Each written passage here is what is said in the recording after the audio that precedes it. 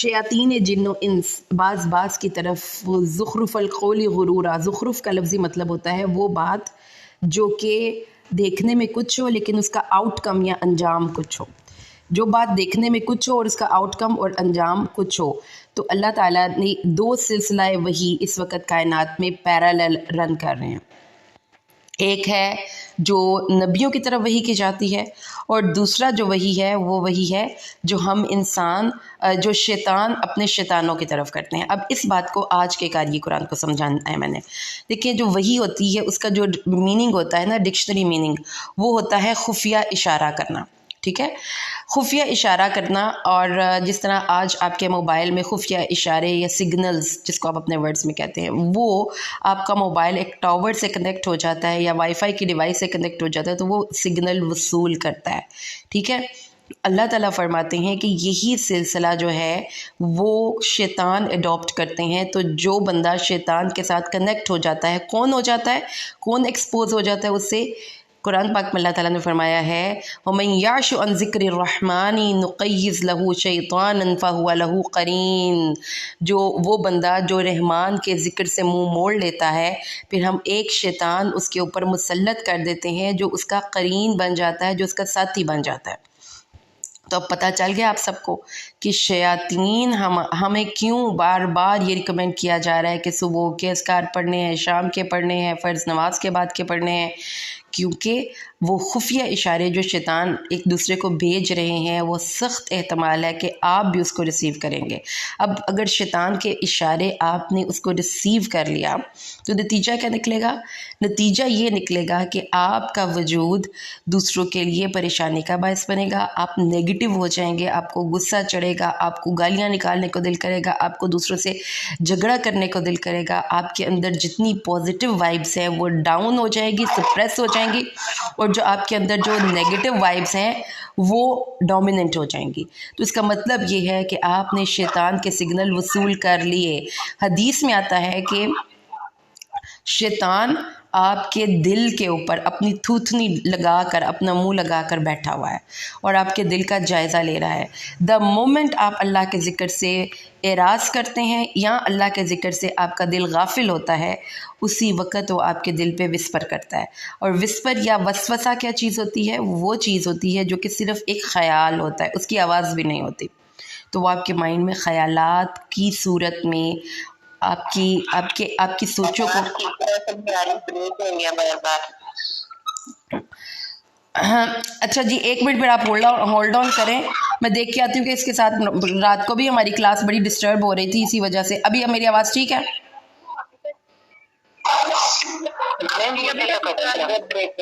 آواز ابھی بھی ٹھیک ہے کہ بریک ہو رہی ہے؟ لیکن ابھی آپ جب بولی ہیں تو جی اب آواز ٹھیک ہے؟ ابھی تو نہیں کوئی ڈسٹربنس؟ ٹھیک ہے جی، شوڈ آئی کنٹینیو؟ جی بیچ میں بریک بھی ہو جاتی ہے آواز، ویسے ایک دفعہ آپ چیک کر لیں۔ لیٹ می چیک، کیونکہ میرے پاس اس وقت سگنل اس وقت بھی پورے آ رہے ہیں، اور اب ہم شیطانوں کے سگنل کی بات کر رہے ہیں تو شاید انہوں نے ہمارے سگنل ویک کیے ہیں، کیونکہ کل بھی ایسے ہی ہو رہا تھا اور پھر اس کے بعد میرے سگنل ٹھیک ہو گئے تھے۔ تو انشاءاللہ میں اس کو کمپلین بھی آج کرواتی ہوں کہ واٹ از دا پرابلم، اس کے پیچھے وجہ کیا ہے، ورنہ تو ہمارے سگنل کا کوئی ایشو کبھی بھی نہیں ہوا یہاں پہ انٹرنیٹ پہ۔ تو ابھی ٹھیک ہے آواز میری؟ جی آپ کنٹینیو کرتے ہیں۔ جی تو شیاطین کے سگنلز کی بات ہم کر رہے تھے۔ شیاطین کے سگنلز سب کو سمجھ میں آ گئی کہ شیطان سگنلز دیتے ہیں، اور شیطان جو ہوتے ہیں وہ بار بار انسان کے دل میں وسوسہ ڈالنے کی وجہ سے ہماری جو زندگی ہے اس کو پرابلم میں لے کر جاتے ہیں۔ تو ویری امپورٹنٹ تھنگ از کہ اللہ کا ذکر ہماری زندگیوں کا لائف جیکٹ ہے۔ اللہ کا ذکر ہم نے اپنی زندگیوں سے کبھی بھی نہیں نکالنا، یہ بات یاد رکھیے گا۔ وَلِتَصْغَىٰ إِلَيْهِ أَفْئِدَةُ الَّذِينَ لَا يُؤْمِنُونَ بِالْآخِرَةِ وَلِيَرْضَوْهُ وَلِيَقْتَرِفُوا مَا هُمْ مُقْتَرِفُونَ، تاکہ ان لوگوں کے دل اس جھوٹ کی طرف مائل ہوں جو آخرت پر یقین نہیں رکھتے، اور تاکہ وہ اسے پسند کریں اور وہی وہ برائیاں کریں جو وہ کرنے والے ہیں۔ اللہ تعالیٰ نے فرمایا أَفَغَيْرَ اللَّهِ أَبْتَغِي حَكَمًا وَهُوَ الَّذِي أَنزَلَ إِلَيْكُمُ الْكِتَابَ مُفَصَّلًا، کیا میں اللہ کے سوا کوئی اور منصف تلاش کروں، حالانکہ اسی نے تمہاری طرف یہ کتاب نازل کی ہے جو مفصل ہے، اور وہ لوگ جنہیں ہم نے یہ کتاب دی ہے وہ جانتے ہیں کہ یہ تیرے رب کی طرف سے حق کے ساتھ نازل ہوئی۔ تو اللہ وہ ہے جس نے مفصل کتاب نازل کی ہے۔ تو اب آپ سب لوگوں کو ایک بات جو آج یہ 8ویں پارے کے ویری سٹارٹ سے ہی ہمیں پتہ چل گئی، وہ کیا ہے کہ شیاطین آپ کے بچوں کو، آپ کے بڑوں کو، آپ کے گھر میں کسی بھی فارم ہر وقت آپ کے ارد گرد ایک سگنلز کی صورت میں رن کر رہے ہیں۔ آپ نے اپنے آپ کو خود پروٹیکٹ کرنا ہے اللہ کی یاد کے سہارے سے، ذکر اللہ کے سہارے سے آپ نے اپنے آپ کو اس شیطان کے چنگل سے آزاد کرنا ہے۔ اس کے بعد آگے چلیں تو اللہ تعالیٰ نے آیت نمبر 116 سورۃ انعام میں ہمیں ایک بات بتائی، اور وہ کیا ہے کہ جو ہم فالوئنگ کرتے ہیں، بلائنڈ فالوئنگ کرتے ہیں بغیر کسی بھی دلیل اور شریعت کے، تو اللہ تعالیٰ فرماتے ہیں اگر آپ اطاعت کریں گے اکثر لوگوں کی جو زمین میں ہے تو وہ آپ کو اللہ کے راستے سے روک دیں گے۔ تو میجورٹی کو فالو کرنے کا قرآن میں کوئی جواز نہیں ہے۔ آپ ٹرینڈز کو فالو اس صورت میں کریں کہ جب وہ شریعت کے کسی حکم سے ٹکراتا نہیں، ورنہ جو میجورٹی از اتھارٹی کا کانسیپٹ ہے، یہ کانسیپٹ قرآن کے کانسیپٹ سے میچ نہیں کرتا۔ اس کے بعد اللہ تعالیٰ نے فرمایا کہ اگر آپ اطاعت کریں گے اکثر لوگوں کی جو زمین میں ہے تو وہ آپ کو اللہ کے راستے سے روک دیں گے، اس لیے کہ یہ اپنی خواہشات کی پیروی کرتے ہیں، یہ گمان کی پیروی کرتے ہیں، ان کے پاس کوئی علم نہیں ہے۔ اس لیے فَكُلُوا مِمَّا ذُكِرَ اسْمُ اللَّهِ عَلَيْهِ، اب چونکہ سورۃ انعام کا ذکر ہے تو جو اس کا بیسک مضمون ہے، مرکزی مضمون ہے اس سورہ مبارکہ کا، کہ جس میں جانوروں کے حوالے سے اللہ تعالیٰ نے ہمیں گائیڈ کرنا تھا۔ انعام کا لفظی مطلب ہوتا ہے چار پائے، تو اب اس کی طرف ہم چل رہے ہیں۔ اللہ تعالیٰ فرماتے ہیں وہ چیزیں جس پہ اللہ کا نام لیا جاتا ہے اس کو کھاؤ، اور تمہیں کیا ہے کہ تم وہ چیزیں نہیں کھا رہے جس پر اللہ کا نام لیا جا رہا ہے۔ تو ایک اصول شریعت کا پتہ چل گیا کہ حلال چیز کو حرام نہیں کرنا، حرام چیز کو حلال نہیں کرنا، جو شریعت نے کہا ہے اسی کے مطابق زندگی گزارنی ہے، اور کھانے پینے میں بھی حلال چیزوں کو کھائیں، مزے مزے سے کھائیں، اس پہ کوئی قباحت نہیں، اور حرام چیزوں کو نہ کھائیں کیونکہ یہ بہت بڑی اس میں گندگی اور بے حیائی ہے۔ اللہ تعالیٰ نے فرمایا کہ اکثر لوگ اپنی خواہشات کے جب پیچھے چلتے ہیں تو پھر وہ اللہ کے راستے سے گمراہ ہو جاتے ہیں بغیر علم کے۔ تو دوسرا پوائنٹ جو آج آپ نے اپنے لیے نکالنا ہے، پہلا تو ہم نے دیکھا تھا کہ اللہ کی یاد نہیں ہوگی تو شیطان کے سگنلز ہم ریسیو کریں گے۔ دوسری بات، اگر آپ اپنی خواہش کے پیچھے چلیں گے اور اکثر لوگوں کے پیچھے چلیں گے اور علم کا اتباع نہیں کریں گے تو آپ گمراہ ہو جائیں گے۔ دوسری بات کیا ہم نے دیکھی ہے، اگر آپ اپنی خواہش کے پیچھے چلیں گے اور علم کے پیچھے نہیں چلیں گے اور علم کا اتباع نہیں کریں گے اور اکثر لوگوں کے پیچھے چلیں گے تو آپ گمراہ ہو جائیں گے۔ اور اللہ تعالیٰ نے ہمیں کہا ہے کہ جو ظاہر ہے یا چھپا ہوا ہے دونوں گناہ چھوڑ دیجئے، ظاہر اور چھپا ہوا دونوں گناہ چھوڑ دیجئے۔ یہ دو باتیں بھی آپ نے یاد رکھنی ہیں۔ اور پھر اللہ تعالیٰ نے فرمایا کہ وہ چیز جس پر کہ اللہ کے علاوہ کسی اور کا نام لیا جاتا ہے اس کو مت کھائیں کیونکہ وہ نافرمانی ہے۔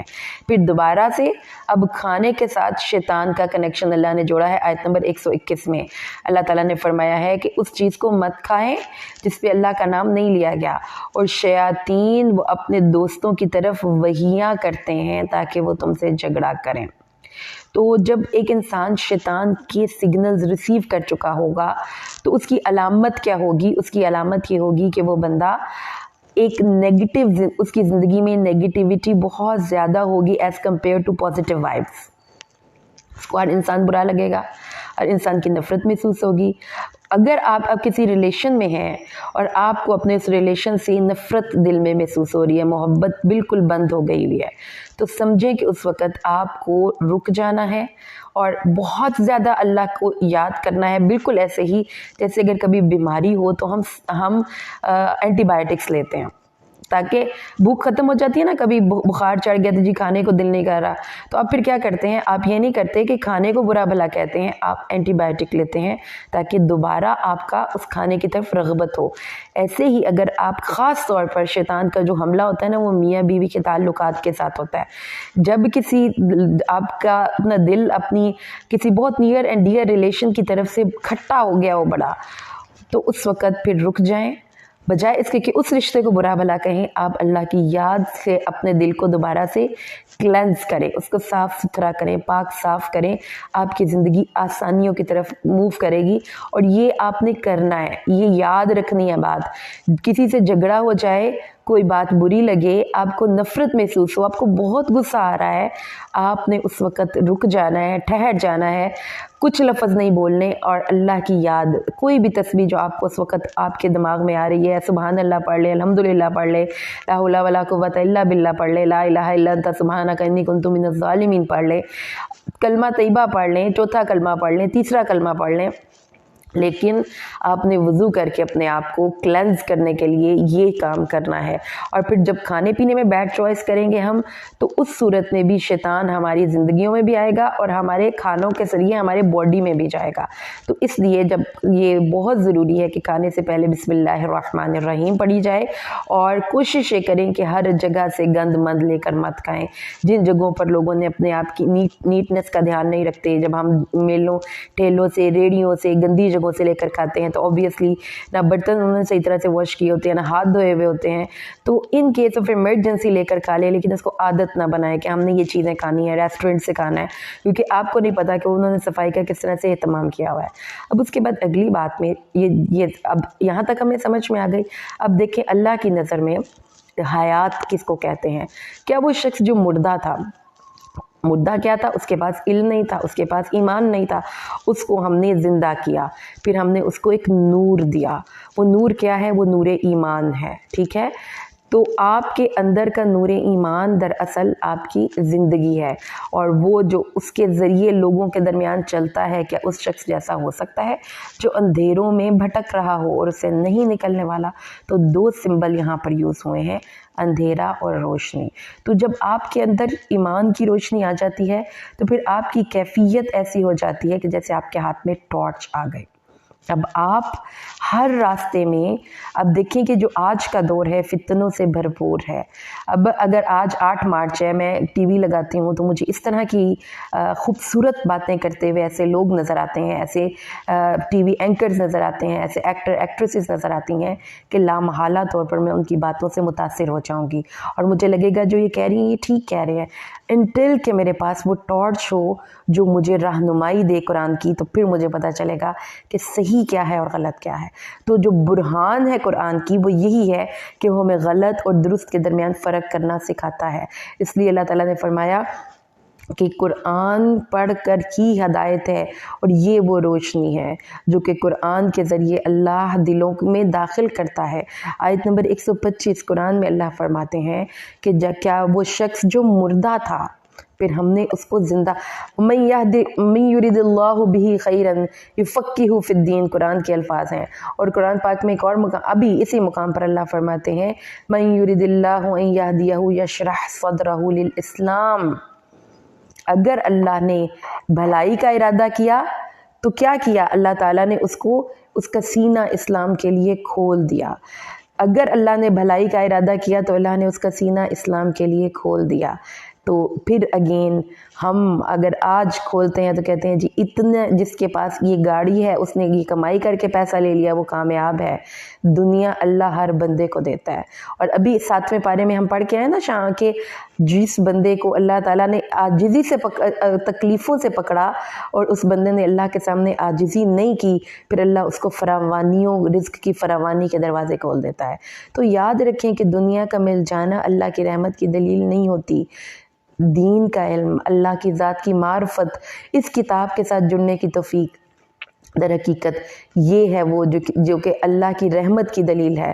من یرید اللہ ان یہدیہ یشرح صدرہ للاسلام، اور جس کو اللہ تعالیٰ ارادہ کرتا ہے کہ اس کو گمراہ کر دے تو اس کا سینہ تنگ ہو جاتا ہے، بنچا ہوا، گویا کہ وہ آسمان کی طرف بلند ہو رہا ہے۔ اس کا مطلب پھر کیا ہے؟ دیکھیں کہ آپ نے کبھی کچن میں یا واش روم میں کہیں پہ بھی، جس کو آپ اپنی زبان میں کہتے ہیں نا پنجابی میں، ڈکا لگ جاتا ہے، تو وہ کیا ہوتا ہے؟ اندر گند کا بلاکیج پڑ جاتا ہے۔ اب وہاں پر کوئی چیز نہیں داخل نہیں ہو سکتی انٹل کہ آپ اس کو صاف کریں۔ تو یہی قرآن کہہ رہا ہے کہ دلوں کی وسعت اسلام کے ساتھ ہے، یہ دلوں کو صاف کرتا ہے، اس میں روشنی کرتا ہے، اور اگر دل گندے ہو جائیں تو پھر وہ تنگ ہو جاتے ہیں اور اس میں کوئی خیر داخل نہیں ہو سکتی، اور وہ لوگ سمجھتے ہیں کہ ہمیں کسی کی بات کا اثر ہی نہیں ہوتا، کیونکہ یہ لفظ اینڈ پہ اللہ تعالیٰ نے فرمایا کذالک یجعل اللہ الرجس، اس طرح اللہ گندگی کو، ناپاکی کو مسلط کر دیتا ہے ان لوگوں پر جو ایمان نہیں لاتے۔ تو یہ جو رمضان آ رہا ہے نا، یہ اینول کلیننگ ڈے آپ کے لیے ہونا چاہیے پورا مہینہ، کہ اس میں آپ نے اپنی پوری عادتوں کا جائزہ لیتے ہوئے جو غلط عادتیں ہیں ان کو کاٹنا ہے، کانٹ چانٹ کرتے ہیں نا جب ہم باغ میں جاتے ہیں اور اپنے پودوں کو خوبصورت بناتے ہیں، ٹرم کرنا ہے۔ یہ نہیں کرنا کہ بیٹھے رہنے اور ہم نے افطاریاں کرنی اور ہم نے کھانے پکانے اور ہم نے گھر سنوارنا ہے اور ہم نے کپڑے بنانے ہیں، اپنے آپ کو سنوارنا ہے، کیونکہ یہ گند صاف کرنے والا مہینہ آ رہا ہے، تو اپنے آپ کو نیٹ کرنا ہے، اور یہ ہے تیرے رب کا سیدھا راستہ، کیا؟ جس کو ہدایت مل گئی راہ مستقیم کی، لہم دار السلام، اللہ کون ہے؟ سلام، اللہم انت السلام ومنک السلام، اور اللہ ہمیں داخل کرے گا دار السلام میں۔ تو choice is again yours, choice is again my, میں کس طرح سے اپنی زندگی کو صاف کرنے کے لیے تیار ہوتی ہوں۔ تو اللہ تعالیٰ نے آگے دیکھیں قیامت والے دن ایک ڈائلاگ ہے جو یہاں پہ ہم پڑھیں گے، اس دن جب اللہ ان سب کو جمع کرے گا تو اے جنوں کی جماعت، تم نے انسانوں سے بڑا فائدہ لے لیا تھا۔ تو اس سے کیا پتہ چلتا ہے کہ انسان اور جنات کا آپس میں تعلق ہوتا ہے، جنات انسانوں کے بہاف پہ کام کرتے ہیں، وقال اولیاءہم من الانس، اور انسانوں کے جو ان کے دوست ہیں وہ کہیں گے اے ہمارے پروردگار، ہم میں سے بعض نے بعض سے فائدہ اٹھایا یہاں تک کہ ہم اس دن کو پہنچ گئے، تو اللہ فرمائے گا آج تم دونوں کا ٹھکانہ آگ ہے۔ تو یاد رکھیں کہ اب پروٹیکشن آپ نے اپنی خود کرنی ہے۔ ہمارے ارد گرد شیاطین ہیں اور بہت ماڈرن طریقے سے وہ کام کر رہے ہیں، ہمارے ارد گرد شیاطین کی طرف کے بھیجے گئے جنات ہیں جو ہمیں خراب اور پریشان کرنے کے لیے کام کر رہے ہیں۔ اب چونکہ ہم ان کو نہیں دیکھ سکتے تو ایک ہی ہمارے پاس شیلڈ ہے، اللہ کی یاد، ذکر اللہ ولذکر اللہ اکبر۔ تو جو اس صبح اور شام کے اذکار کی اس لیے اہمیت ہے کہ جو صبح کا وقت پڑھ لیتا ہے شام تک وہ اللہ کی حفاظت میں چلا جاتا ہے، اور جو شام کے وقت پڑھ لیتا ہے وہ صبح تک اللہ کی حفاظت میں چلا جاتا ہے۔ اب دیکھیں کہ ہمارے گھروں میں لڑائی جھگڑے، بے برکتیاں، اداسیاں، پریشانیاں، دل ٹوٹنا، یہ کیوں ہے؟ کیونکہ ہم نے خود کو خود ایکسپوز کیا ہوا ہے شیاطین کی طرف۔ نہ ہم نماز پڑھتے ہیں، نہ ہم اللہ کو یاد کرتے ہیں، نہ ہم فرض نماز کے بعد کے اذکار پڑھتے ہیں، نہ ہم صبح کو اللہ کو یاد کرتے ہیں، نہ شام کو یاد کرتے ہیں، نہ سوتے وقت یاد کرتے ہیں، نہ ہم گھر کو بند کرتے لائٹس آف کرتے وقت شام کو اپنے گھر بسم اللہ پڑھتے ہیں۔ تو ہر دفعہ شیطان ہمارے گھروں میں رہتے ہیں جس کی وجہ سے وہ دلوں کو پریشان کرتے ہیں، ٹھیک ہے جی؟ تو یہ بات ہم سب کو یاد رکھنی ہے۔ آگے چلیں تو اللہ تبارک و تعالیٰ ارشاد فرماتے ہیں کہ اس طرح ہم بعض کو بعض کا دوست بنا دیتے ہیں، جو پھر وہ کیا کرتے ہیں، وہ آپس میں ایک دوسرے کو پریشان کرتے رہتے ہیں۔ شیطان انسانوں کو اور جنات جو ہیں وہ انسانوں کے بہاف پر جا کر لوگوں کو پریشان کرتے ہیں۔ اللہ تعالیٰ نے آگے فرمایا وَرَبُّكَ الْغَنِيُّ ذُو الرَّحْمَةِ، تیرا رب بے پرواہ ہے، یہ اللہ کی صفت ہے۔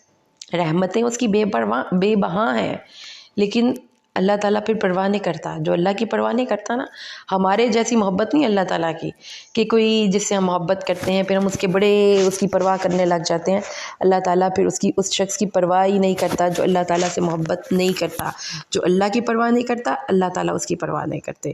اللہ تعالیٰ نے فرمایا وَرَبُّكَ الْغَنِيُّ ذُو الرَّحْمَةِ، اگر وہ چاہے تو تمہیں لے جائے اور تمہارے بعد کسی اور کو لے آئے، جیسا کہ تمہارے آباء و اجداد کہاں گئے، تمہارے ماں باپ، تمہارے بھائی بہن، تمہارے دادا، سب کدھر گئے؟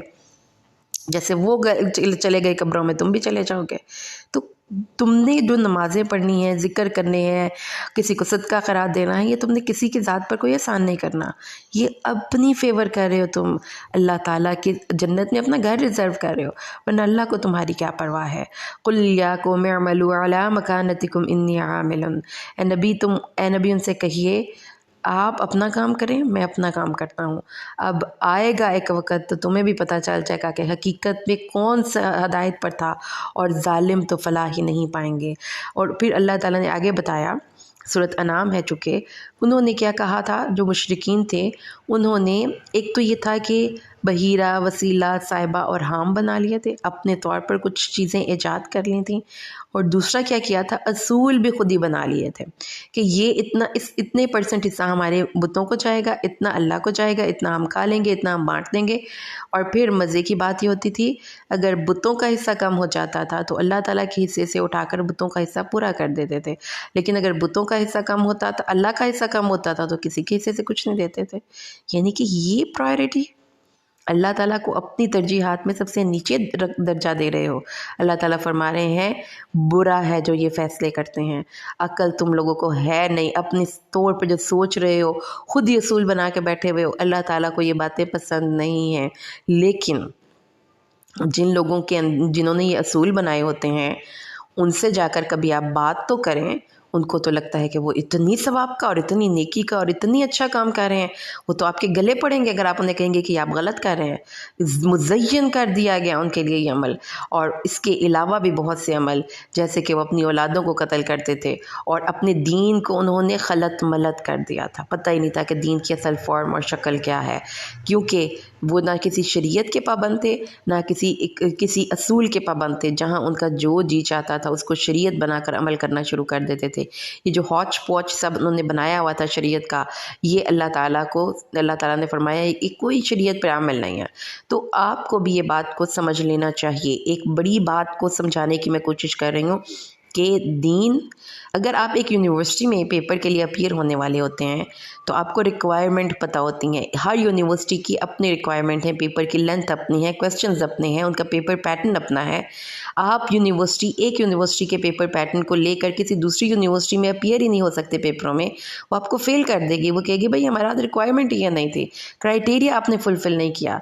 तो आपको क्या लगता है कि आखिरत का पेपर बग़ैर किसी भी आप रिक्वायरमेंट के और बग़ैर किसी असूल के और अपने माइंड से ये भी इबादत है, ये भी नेकी है, ऐसे इस वक्त कर लें, इतने नफल अब पढ़ लें, इस वक्त हम इस तरह कर लें, तो वो नेकी बन जाएगी। तो प्लीज़ इस चीज़ की तरफ फोकस कीजिए कि स्ट्रिक्टली फॉलो सुन्नत रसूल सल्लल्लाहु अलैहि वसल्लम। अगर आप 5 वक़्त की नमाजी हैं और हर फ़र्ज़ नमाज के बाद के अस्कार हैं, तो आप मुस्तजाबुद्दावात भी हैं, आप अल्लाह के वली भी हैं। आपको ये चीज़ें, इन चीज़ों पे दवाम, और अगर आप मर्द हजरात हैं तो जमात के साथ 40 दिन जो नमाज़ पढ़ता है, रसूल पाक सल्लल्लाहु अलैहि वसल्लम ने फरमाया जो तकबीर उला के साथ जाके मिलता है अल्लाह ताला का, वो वली बन जाता है, वो फरिश्तों की सफ़ में जाके खड़ा हो जाता है। तो ये करने के काम है, इनको हमने छोड़ा हुआ है। नमाज़ें हम पढ़ते नहीं, हमारे पास फ़र्ज़ नमाज के बाद के अस्कार का वक़्त नहीं, सुबह शाम के अस्कार हम पढ़ते नहीं, और हमने शॉर्टकट्स ढूंढे हुए हैं जन्नत में जाने के लिए कि एक रात इबादत कर लेंगे तो हमें ये मिल जाएगा। कोई ऐसी सनद किसी जगह पर हमें नहीं मिलती कि आप नमाज छोड़कर कोई एक दिन इबादत कर लें तो आपको उसका सवाब मिलेगा। तो इसलिए अपने अकीदों की इस्लाह करें, ये आप सेल्फ फेवर कर रहे हैं। अगर आप नई बात मानते तो इसमें किसी का नुकसान नहीं, नुकसान आप खुद अपना कर रहे हैं। इसलिए अल्लाह ताला ने फरमाया, और उन्होंने ख़ुद से ये कह दिया कि ये जानवर और ये खेतियाँ ये हराम है, हम खाएंगे, ये हमारी बीवियां खाएंगी, अगर ये मुर्दा होगा तो हम दोनों खाएंगे, ये जानवर है इनके ऊपर कोई सवारी नहीं करेगा, ये जानवर है इसको हम यहाँ बांध देंगे। ये चूँकि उस दौर, देखें कुरान को पढ़ने का एक तरीका, इसलूब नोट कीजिए। जब आप कुरान के सिर्फ शान नुज़ूल को पढ़ लेते हैं और उसमें से आप अंडरस्टैंड नहीं करते कि ये किस मौके, इसका मकसद क्या है, तो आप कुरान से अपनी ज़िंदगियाँ नहीं बदल सकते। कुरान पाक ने उस दौर की बातें नो डाउट की हैं, लेकिन जो उनकी सोचें थीं वो दरअसल यूनिवर्सल हैं। जो मुशरिकीन मक्का की सोचें थी वो क्या थी, दे were taking their Deen non seriously, और उनको लगता था कि हम ख़ुद भी लेजिस्लेट कर सकते हैं, कोई हलाल हराम कर सकते हैं, कहीं पे हम किसी चीज़ को इबादत कंसिडर कर सकते हैं, कभी किसी को मना कर सकते हैं। तो अल्लाह ताला ने फरमाया कि हलाल और हराम का इख्तियार सिर्फ़ अल्लाह के पास है। किसी चीज़ को इबादत समझकर अपने ऊपर फ़र्ज़ कर लेना अपने तौर पर, वो आपको सवाब नहीं दे सकता। इस बात को फिर समझिए। तो इसलिए थ्रू प्रॉपर चैनल जन्नत को अप्रोच करें, उसके शॉर्टकट्स ना ढूंढें कि ये 2 दिन हम इबादत कर लेंगे या हम सारा साल कुछ नहीं पढ़ते, इन दिनों में हम कुछ नवाफिल पढ़ लेंगे। तो प्यारे मुअज़्ज़ज़ लिसनर्स, इबादत ज़रूर फ़र्ज़ करें अपने ऊपर, लेकिन फ़राइज़ से शुरू करें। जो आपके ऊपर फ़र्ज़ हैं वो छोड़ेंगे तो जवाब देना होगा।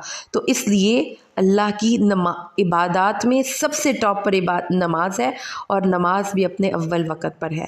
تو یہ اگر جو اس کو اپنے اوپر فرض کر لیتا ہے، یقین مانیں اگر ہم قیامت میں اللہ کے پاس جائیں گے تو ہم ان سب لوگوں سے اوپر ہوں گے جو کہ جنہوں نے نمازیں چھوڑ کر کوئی اور چیزوں کو نیکیاں سمجھا ہوگا۔ اس لیے نماز، اللہ کے نبی نے آخری وقت جو اپنی امت کو نصیحت کی تھی وہ یہ تھا، الصلاۃ، نماز نہیں چھوڑنی۔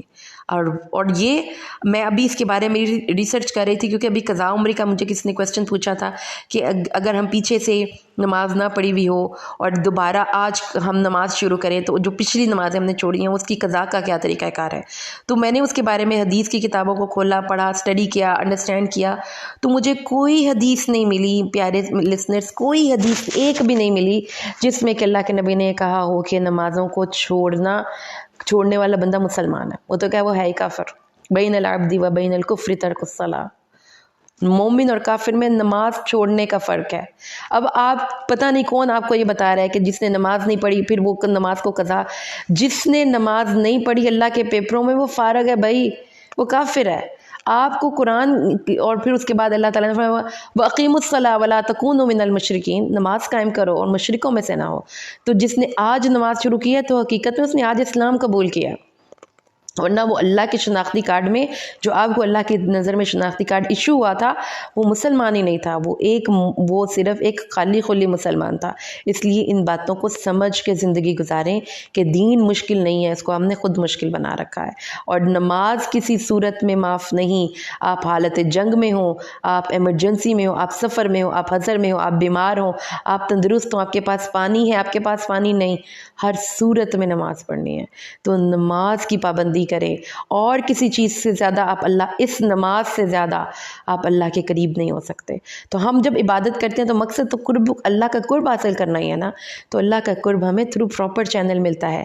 نماز پڑھیں اور جتنا ہو سکتا ہے تلاوت قرآن پاک کریں، فرض نماز کے بعد کے اذکار پڑھیں، فرض نماز کے بعد ہاتھ اٹھا کر اللہ سے اپنے ہر حاجت کی دعا کریں، آپ ولی اللہ ہیں۔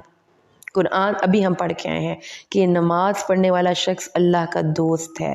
تو اللہ کی دوستی کا یہ ایک بڑا ہی آسان سا کرائٹیریا ہے۔ آگے چلے تو اللہ تعالیٰ نے پھر فرمایا اللہ وہ ذات ہے جس نے انشاء جنات یعنی کہ باغات پیدا کیے، جو چھپروں پر بھی چڑھائے ہوئے ہیں اور نہیں بھی چڑھائے ہوئے، یعنی کہ وہ جو بیلیں چڑھتی ہیں باغوں کی وہ بھی، اور جو بیلیں نہیں بھی چڑھتی، کھجور کے درخت اور کھیتی جن کے پھل مختلف ہیں۔ اور اب یہاں پر آپ دیکھیں کہ یہ جو سپر فوڈز ہیں نا، جو کہ ہم ڈیفرنٹ جگہوں پر پڑھتے ہیں کہ this is an amazing super food, تو یہ سپر فوڈز کا ذکر ہے یہاں پر۔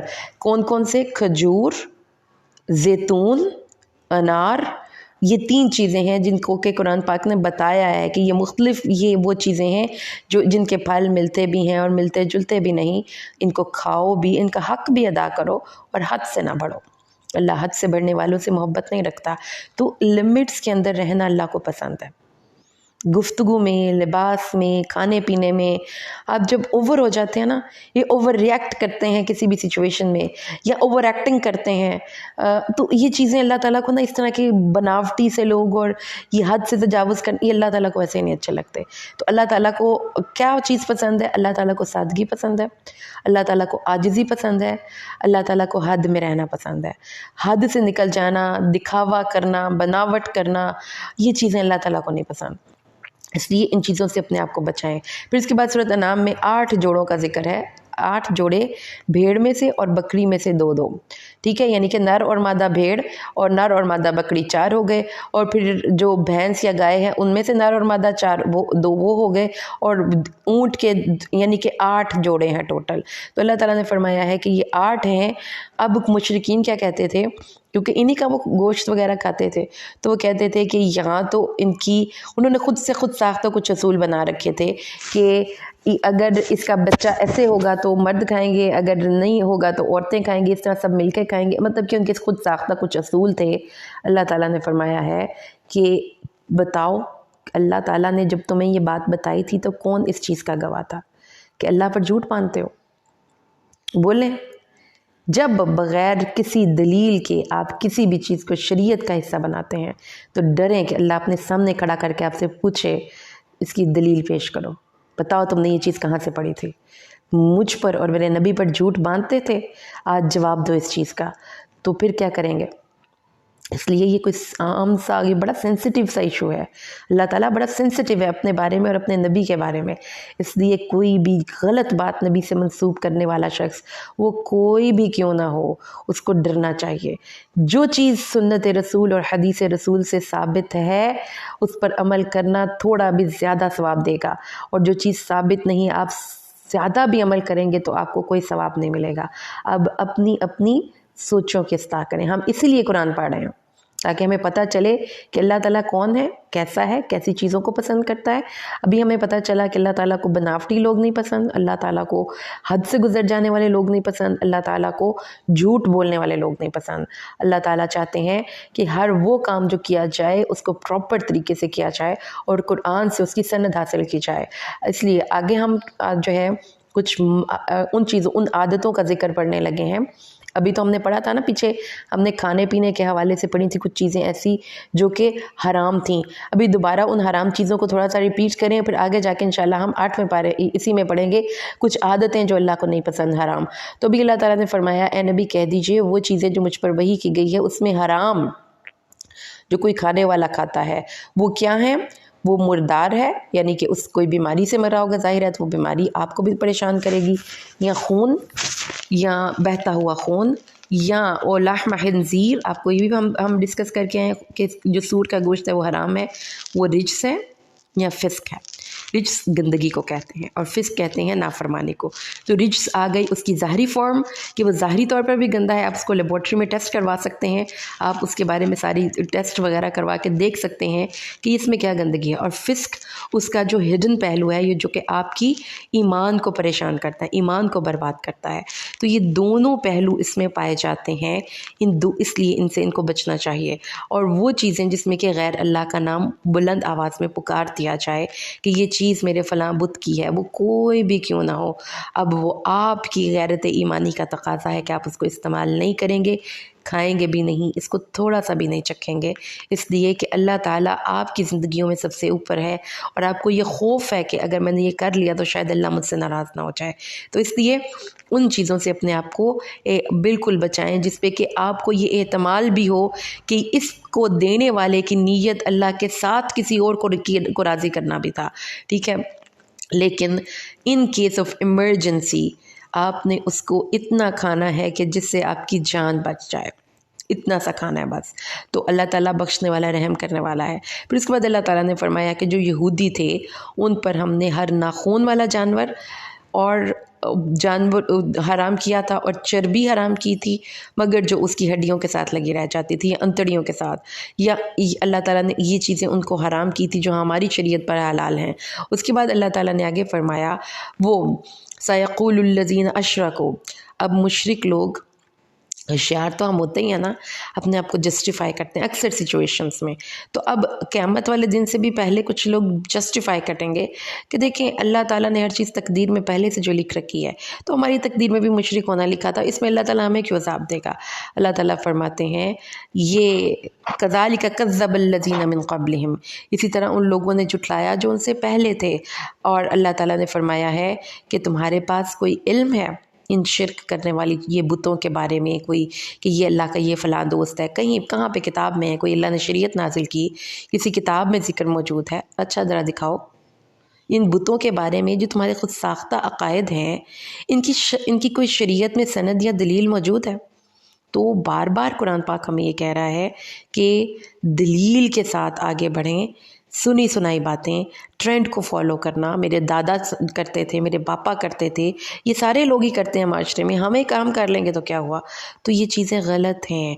ये शबरात पे हम पटाखे क्यों बजाते हैं, कोई जवाब नहीं देगा, क्यों बजाते हैं पता ही नहीं हमें। तो इसलिए अल्लाह ताला फरमाते हैं कि इन चीज़ों से ख़ुद को रोकें और बचाएं कि अल्लाह ताला फिर आपसे पूछेंगे इल्म दो, दलील दो, बताओ ये कहाँ लिखा हुआ था। इन तत्तबिऊना इल्ला ज़न्न, तुम सब लोग तो अपने गुमानों की पैरवी करते हो, तो इसलिए इन चीज़ों से बचें। अल्लाह ताला ने फरमाया है कुल तालो, अब मैं उन आदतों की बात करने लगी हूँ जो अल्लाह ने हराम करार दी हैं, हराम करार दी हैं।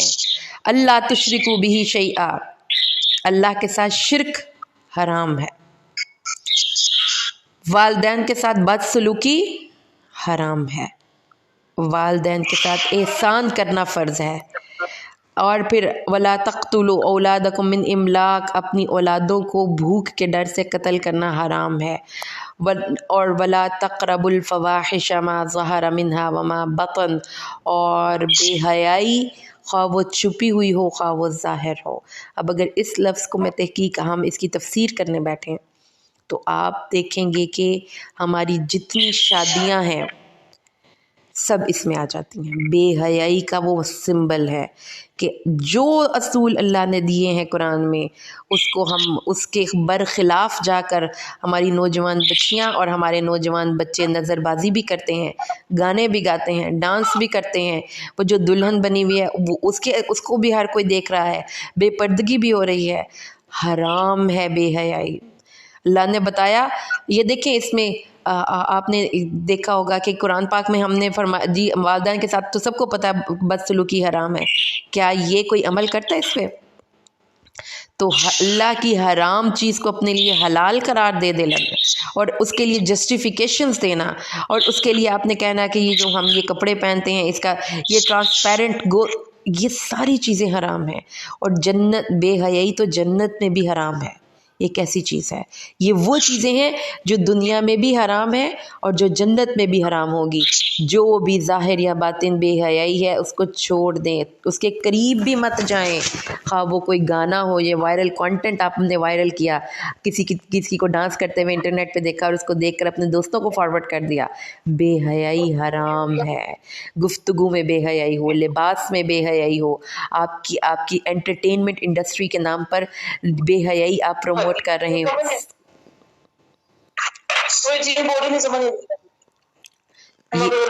شائستہ احمد اپنا مائک آف کیجئے. جی، تو اللہ تعالیٰ فرماتے ہیں کہ یہ حرام ہے، یہ اللہ نے، اور مال یتیم کا مال کھانا بھی حرام ہے، اور ناپ اور تول میں کمی بھی حرام ہے. ناپ اور تول میں کمی کیا مطلب ہے اس کا؟ آپ سمجھتے ہیں کہ صرف تاجر ناپ اور تول میں کمی کرتے ہیں؟ نہیں بھائی، اپنے شوہر سے پورے پیسے لیتے ہیں، ان کا حق نہیں دیتے. شوہر اپنی بیوی سے پوری خدمت کرواتے ہیں اور اس کو خرچہ نہیں دیتے، یہ بھی ناپ اور تول میں کمی ہے. اپنی ماں کو زیادہ حق دیتے ہیں اور بیوی کو حق نہیں دیتے، یہ بھی ناپ اور تول میں کمی ہے. حقوق اور فرائض کو مینٹین کریں. اگر حق لیتے ہیں کہ ساڈا حق اتھے رکھ، تو پھر فرض بھی تو ادا کریں نا. کیوں فرض ادا نہیں کرتے؟ اللہ فرماتا ہے ناپ اور تول پورا پورا دو. بات کرو تو عدل کی بات کرو، اگرچہ کہ سامنے تمہارا اپنا رشتہ دار ہی کیوں نہ کھڑا ہو، اور وعدہ پورا کرو. یہ حرام ہے بے حیائی، حرام ہے نا انصافی، حرام ہے کسی کا حق لے کر نہ دینا، حرام ہے اللہ کے وعدوں کو توڑنا. یہ اللہ تمہیں وصیت کر رہا ہے. تو سوچیں ذرا کہاں کھڑے ہیں ہم. یہ دیکھیں نا قرآن کا آئینہ، اپنے آپ سے نظر ملا سکتے ہیں. یہ قرآن کہتا ہے ہمیں ایسا انسان چاہیے. اس پہ کام کریں، کرنا ہے تو، اور روزانہ کی بیس پہ کام کریں. کسی ایک دن، کسی 2 دن میں آپ اللہ کے قریب نہیں ہو سکتے. آپ کو مسلسل سیلف گرومنگ چاہیے، ہر وقت اپنے آپ کو درست کرنے کی ضرورت ہے. وَأَنَّ هَذَا صِرَاطِي مُسْتَقِيمًا، یہ ہے راہ مستقیم. مل گئی تفسیر. قرآن کا بعض حصہ بعض کی تفسیر کرتا ہے. آپ کہہ کے آئے تھے اللہ اہدنا الصراط المستقیم، اللہ نے فرمایا یہ ہے راہ مستقیم. اللہ کے ساتھ شرک نہیں کرنا، والدین کے ساتھ بدسلوکی نہیں کرنی، بے حیائی کے قریب بھی نہیں پھٹکنا. اللہ کو غیرت آتی ہے. اللہ تعالیٰ بڑا حیا والا ہے. ہمارے دین اسلام کی ایک ہی امتیازی شان ہے حیا. تو جو کوئی بے حیا ہو جاتا ہے، نبی پاک نے فرمایا پھر جو مرضی کرے. ہمارے دین میں پھر اس کی کوئی پرواہ، کیونکہ جو بے حیا ہو گیا وہ کوئی بھی کام کر سکتا ہے. پھر آپ نے غریبوں یتیموں کے حقوق پورے کرنے ہیں، پھر آپ نے آپ نے حقوق و فرائض پورے کرنے ہیں، ناپ اور تول میں کمی نہیں کرنی، پھر آپ نے عدل کرنا ہے، پھر آپ نے وعدے پورے کرنے ہیں. تو پھر آپ راہ مستقیم پر چلیں گے.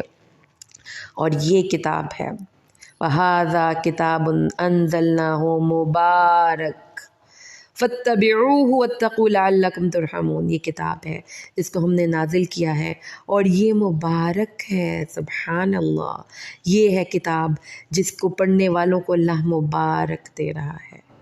دوبارہ ملی ہے نا آج مبارک ہمیں، اور کس نے دی ہے؟ آپ کو کوئی پرائم منسٹر کی طرف سے ایک میسیج سا ملے نا مبارکباد کا، ہم بڑا خوش ہوتے ہیں، جی مجھے تو آج امریکہ کے صدر کی طرف سے لیٹر ملا ہے، دیکھو اس نے مجھے مبارکباد دی ہے۔ آپ کو لیٹر آسمانوں سے آیا ہے۔ تو جتنے بھی اس گروپ میں اس وقت ہماری کال میں ہیں، آپ سب لوگوں کو اللہ نے مبارک دیا ہے۔ مبارک ہو کہ آپ نے اس کتاب کو پڑھنے کے لیے وقت نکالا ہے۔ وَهَذَا كِتَابٌ أَنزَلْنَاهُ مبارک، اس کے پیچھے چلیں، ہدایت آپ کو ملے گی۔ قرآن کہتا ہے کہ جو قرآن پہ عمل کرتا ہے پھر وہ ہدایت کے راستے پر چل پڑتا ہے، اور جو کوئی من جاء بالحسنۃ فلہ عشر امثالھا، جو ایک نیکی کرتا ہے، ایک از ملٹی پلائڈ بائی 10، ایک کو 10 کا درجہ دے کر اللہ تعالیٰ کے نامہ اعمال میں لکھ دیتے ہیں۔ یہ ہے ہمارا رب کی سخاوت۔ اور جو کوئی برائی کرتا ہے تو اس کو اس کے مطابق ہی اجر ملتا ہے۔ اے نبی کہہ دیجئے، قل، اے نبی کہہ دیجئے، اننی ہدانی ربی الی صراط مستقیم، میرے رب نے مجھے راہ مستقیم کی طرف ہدایت دی ہے۔ قل ان صلاتی و نسکی و محیای و مماتی للہ رب العالمین، اے نبی کہہ دیجئے کہ میری قربانی اور میری نماز اور میرا جینا اور میرا مرنا اللہ رب العالمین کے لیے ہے۔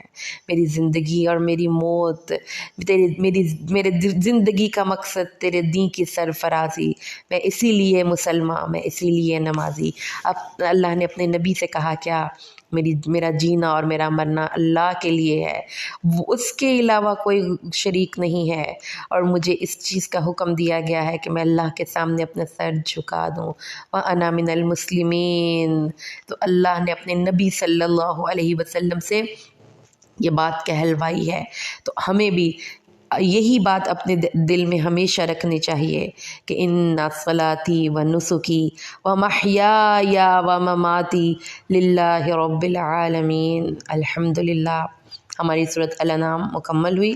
ہم سورۃ الاعراف کی طرف موو کریں گے انشاءاللہ۔ سورۃ الاعراف یہ سورہ مبارکہ کا جو مرکزی مضمون انشاءاللہ آپ پڑھیں گے وہ نبوت اور رسالت کے وجوب کے بارے میں ہوگا، کہ ہم نے اس میں پڑھا تھا، ہمارے جو بیسک عقیدے میں ایک چیز تھی بہت امپورٹنٹ، وہ تھی توحید۔ اللہ تعالیٰ نے مختلف مثالیں دے کر بڑے ہی واضح طور پر بڑا ہی ڈیٹیل میں ہمیں سمجھایا کہ اللہ تعالیٰ کون ہے اور آپ کو توحید پہ کیا کرنا ہے، اور اللہ تعالیٰ کو کون سی ہم سے خصوصیات ریکوائرڈ ہیں۔ ہم اب سورۃ الاعراف کا مطالعہ شروع کرتے ہیں۔ بسم اللہ الرحمن الرحیم۔ الف لام میم صاد، یہ ایک کتاب ہے جو ہم نے آپ کی طرف نازل کی تاکہ آپ کے سینے میں تنگی پیدا نہ ہو اس چیز کی طرف جو ہم نے آپ کو نازل کیا ہے۔ اور اللہ تعالیٰ نے فرمایا کہ کتنی ہی بستیاں تھیں کہ جن کے پاس ہمارا عذاب یا دن کے وقت آیا یا دوپہر کے وقت آیا، جب وہ قیلولہ کر رہے تھے، جب ان کے پاس یہ عذاب آیا تو انہوں نے کہا کہ اللہ کی قسم ہم ظالم تھے، اور ہم ضرور ان سے پوچھیں گے جو کہ فالوورز تھے، اور نبیوں سے بھی پوچھیں گے۔ تو قیامت کا دن ایک بگ میٹنگ ڈے تو ہے ہی ہے، ایک ون بیس پہ اللہ سے ہماری میٹنگ تو ہوگی ہی ہوگی، لیکن ایٹ دا سیم ٹائم یہ ایک بہت بڑا عدالتی فیصلوں کا دن بھی ہے، ٹھیک ہے؟ تو ایک تو اس کی یہ ڈائمنشن نوٹ کریں کہ ایک تو اللہ تعالیٰ سے ہم نے اور آپ نے بالکل بغیر کسی ترجمان کے، بغیر کسی پردے کے خود ملنا ہے۔ لیکن وہ جن کے بارے میں قرآن کہتا ہے کہ جنہوں نے اللہ کی باتوں کو چھپایا تھا، اللہ تعالیٰ نے ان سے ملے بنا ہی ان کو دوزخ میں پھینک دینا ہے۔ اب یہ بات ہمیں سمجھ میں آ گئی۔ اس سے اگلی بات کیا ہو گئی؟ اس سے اگلی بات یہ ہو گئی کہ ایک بگ میٹنگ ڈے ہوگا، اس دن عدالتوں کے فیصلے ہوں گے، اللہ تعالیٰ ہمارا جج ہوگا، اور کچھ گواہ ہوں گے، اور خاص طور پر جواب طلبیاں کس حوالے سے کی جائیں گی؟ کلیکٹیولی وہ توحید اور نبیوں کی بات کو ماننے کے حوالے سے کی جائیں گے۔ جو آپ نے پڑھا ہے حضرت عیسیٰ علیہ السلام سے سوال جواب کیے جائیں گے، تو ان سے توحید کے بارے میں پوچھا جائے گا کہ آپ نے یہ دعویٰ کیا تھا کہ آپ اللہ کے بیٹے ہیں، تو وہ کہیں گے میں نے نہیں کیا تھا۔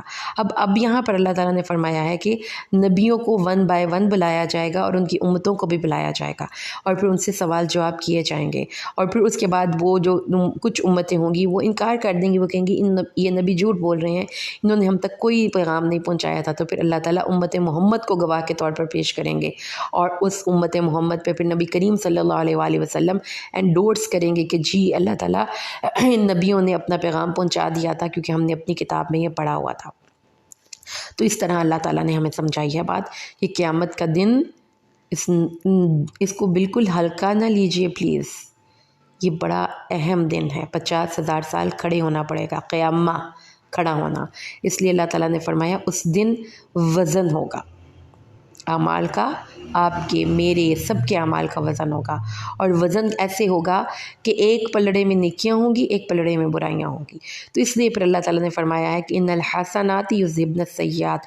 अगर आपसे कोई गलत बात हो गई है तो उसका नेचुरल तरीक़ाकार क्या है, उसको अपने नामा अमाल में बैलेंस करने का कि उसकी काउंटर कोई नेकी कर लें, तो वो जो बुराई नीचे की तरफ पलड़ा जा रहा था वो बराबर हो जाएगा या झुक जाएगा। तो इस तरह से वो वज़न होगा। और वो वज़न कैसा होगा, वो माइक्रोस्कोपिक भी, एक राई के दाने के बराबर भी अगर आपने कोई नेकी या बुराई की है तो वो वो इतना एक्यूरेट वज़न करता होगा, ये पूरा वज़न करेगा उसका, ठीक है। और कुछ जो नेकियां हैं वो मीज़ान में बहुत भारी हैं। टू नेम 2, सिर्फ मैं 2 आपको बताऊंगी ताकि आपको याद रहें। अल्लाह ताला के नबी ने फरमाया है कि कलिमतानी हबीबतानी इलर्रहमानी खफ़ीफ़तानी अलन लिसानी सक़ीलतानी फ़िल मीज़ानी। ये बुखारी, इमाम बुखारी ने इस हदीस पर अपनी जो बुखारी की किताब है उसका इख्तिताम किया है कि 2 कलिमात हैं जो अल्लाह को बड़े महबूब हैं और वो मीज़ान में बहुत भारी हैं लेकिन ज़ुबान पे बहुत हल्के हैं। तो आप सबको वो कलिमे याद होंगे, इसको आप पढ़ें मेरे साथ, सुब्हानल्लाहि व बिहम्दिही सुब्हानल्लाहिल अज़ीम। एक दफ़ा फिर पढ़ें, सुब्हानल्लाहि व बिहम्दिही सुब्हानल्लाहिल अज़ीम।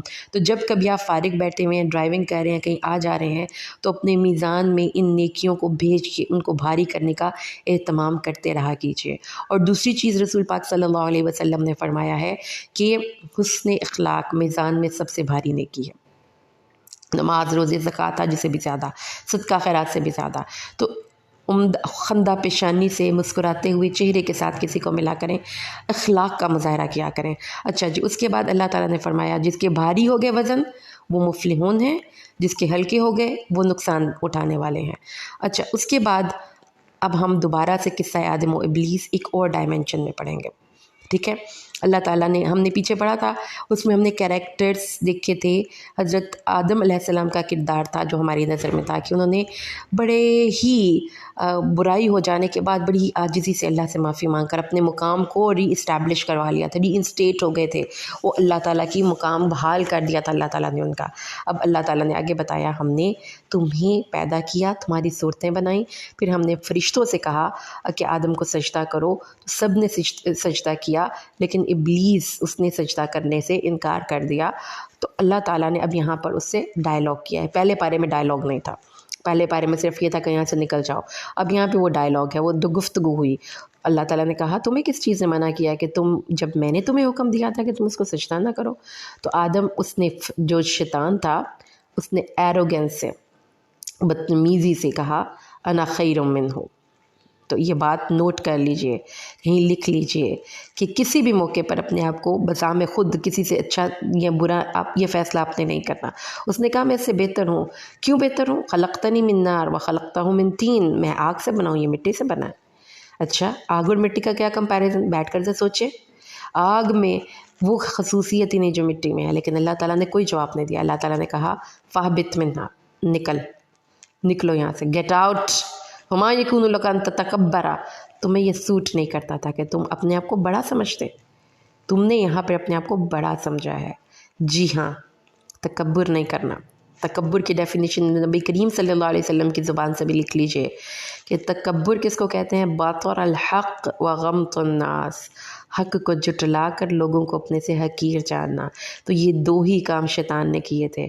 अल्लाह के हुक्म को जुटलाया था जो सबसे बड़ा हक़ है, और आदम को अपने से हकीर जाना था। अल्लाह ताला ने कहा, अब देखें تکبر اور کبھی کبھی زبان کے الفاظ انسان کا بنی بنائی محنت برباد کر دیتے ہیں۔ وہ شیطان جو خود کو خود بہت معزز سمجھ رہا تھا، اللہ نے اس کو کیا ٹائٹل دیا؟ انک من الصاغرین، تو ذلیل ہے۔ تو اب دیکھیں وہ تمام لوگوں کے لیے یہ بڑی ایک نصیحت بھی ہے، اور قرآن پاک کا یہ مقام ہماری اس عقیدے کی اصلاح کرتا ہے۔ بہت سے لوگوں کا یہ عقیدہ ہے کہ اللہ تعالیٰ نیک لوگوں کی دعائیں رد نہیں کرتا، اللہ تعالیٰ برے لوگوں کی دعائیں قبول نہیں کرتا۔ یہ عقیدہ جب ان کے ذہن میں آتا ہے تو وہ کہتے ہیں کہ چونکہ ہم گناہ گار ہیں اس لیے ہمیں اپنی دعا کو وزنی کرنے کے لیے کسی نیک انسان کی سفارش یا سہارے کی ضرورت ہے۔ اسی ایک بات کو لے کر بہت سے لوگ کسی مزار میں جاتے ہیں اور وہاں پر جا کر فاتحہ خوانی کر کے دعا مانگتے ہیں۔ کوئی لوگ نبی کریم صلی اللہ علیہ وآلہ وسلم کا وسیلہ درمیان میں ڈالتے ہیں۔ ان سے پوچھا جائے کہ آپ ایسا کیوں کرتے ہیں تو وہ کہتے ہیں چونکہ ہم گناہ گار ہیں اس لیے شاید اللہ ہماری عرضی قبول نہ کرے۔ شیطان سے بڑھ کر تو کوئی اللہ کا دشمن نہیں۔ آپ نے ابھی پڑھا ہے کہ اللہ تعالیٰ نے اس کو ذلیل کر کے اپنی محفل سے نکل جانے کا حکم دیا۔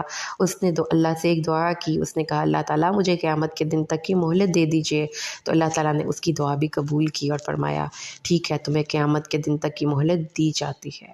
تو یہ اللہ کی مرضی ہے، اللہ کو کوئی انفلوئنس نہیں کر سکتا۔ اور یہاں پہ آپ کو یاد کروا دوں، ابھی ہم نے چوتھے پارے میں پڑھا تھا کہ نبی کریم نے شہدائے احد کے بعد جو احد کے جتنے بھی جنہوں نے مسلمانوں کے خلاف جنگ کی تھی ان کا نام لے کر نماز میں بد دعا کی تھی، تو اللہ نے فرمایا تھا لیس لک من الامر شیء ان یتوب علیہم او یعذبہم۔ اے نبی آپ کی انفلوئنس کرنے سے، دعا یا بد دعا کرنے سے یا ریکمینڈ کرنے سے ہم کسی کو معاف کرنے یا عذاب نہیں کر سکتے، ہماری مرضی ہے۔ اور جب اللہ کے نبی نے عبداللہ بن ابی کے بارے میں دعا کی تھی تو قرآن میں اللہ نے فرمایا اے نبی 70 بار بھی دعا مانگو نہیں قبول کرنی، نہیں معاف کرنا میں نے۔ تو آپ یہ اپنے عقیدے کی اصلاح کیجئے، اللہ تعالیٰ ہر کسی کی دعا سنتا ہے، یہ اللہ کی مرضی ہے۔ اللہ بڑے گناہ گار سے گناہ گار کی دعا بھی سن لے، اللہ بڑے نیک سے نیک انسان کی دعا بھی رد کر دے۔ اور حضرت نوح نے اپنے بیٹے کے بارے میں دعا کی، اللہ نے نہیں سنی۔ شیطان نے کہا اللہ تعالیٰ مجھے قیامت کے دن تک کی مہلت دے دے، اللہ تعالیٰ نے دے دی، تو یہ اللہ کی مرضی ہے۔ اب اس نے آگے سے چیلنج کیا اللہ تعالیٰ میں ان کے سیدھے راستے پر بیٹھوں گا، پھر میں آگے سے آؤں گا، دائیں سے آؤں گا، بائیں سے آؤں گا، آگے سے آؤں گا، پیچھے سے آؤں گا۔ اب دیکھیں ذرا اس کی پلاننگ دیکھیں، اس کے دعوے دیکھیں اور وہ وعدے دیکھیں، تو پھر تو بنتا ہے نا کہ اللہ کے ذکر کے قلعے میں خود کو محفوظ کر لیں۔ اس نے تو ہمیں ہر طرح سے ورغلانا ہی ورغلانا ہے۔ اور کس طرح سے نہیں سب سے بڑا ہتھیار شیطان کا کیا ہے؟ شیطان ہمیں ناشکری سے پکڑتا ہے۔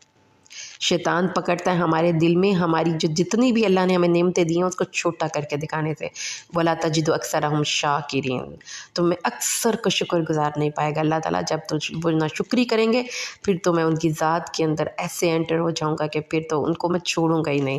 اللہ تعالیٰ نے فرمایا فَاخْرُجْ مِنْهَا مَذْمُومًا مَدْحُورًا، دفع ہو جائے یہاں سے، نکل جا ذلیل و خوار ہو کر، جو تیری پیروی کرے گا سب دوزخ میں جائیں گے۔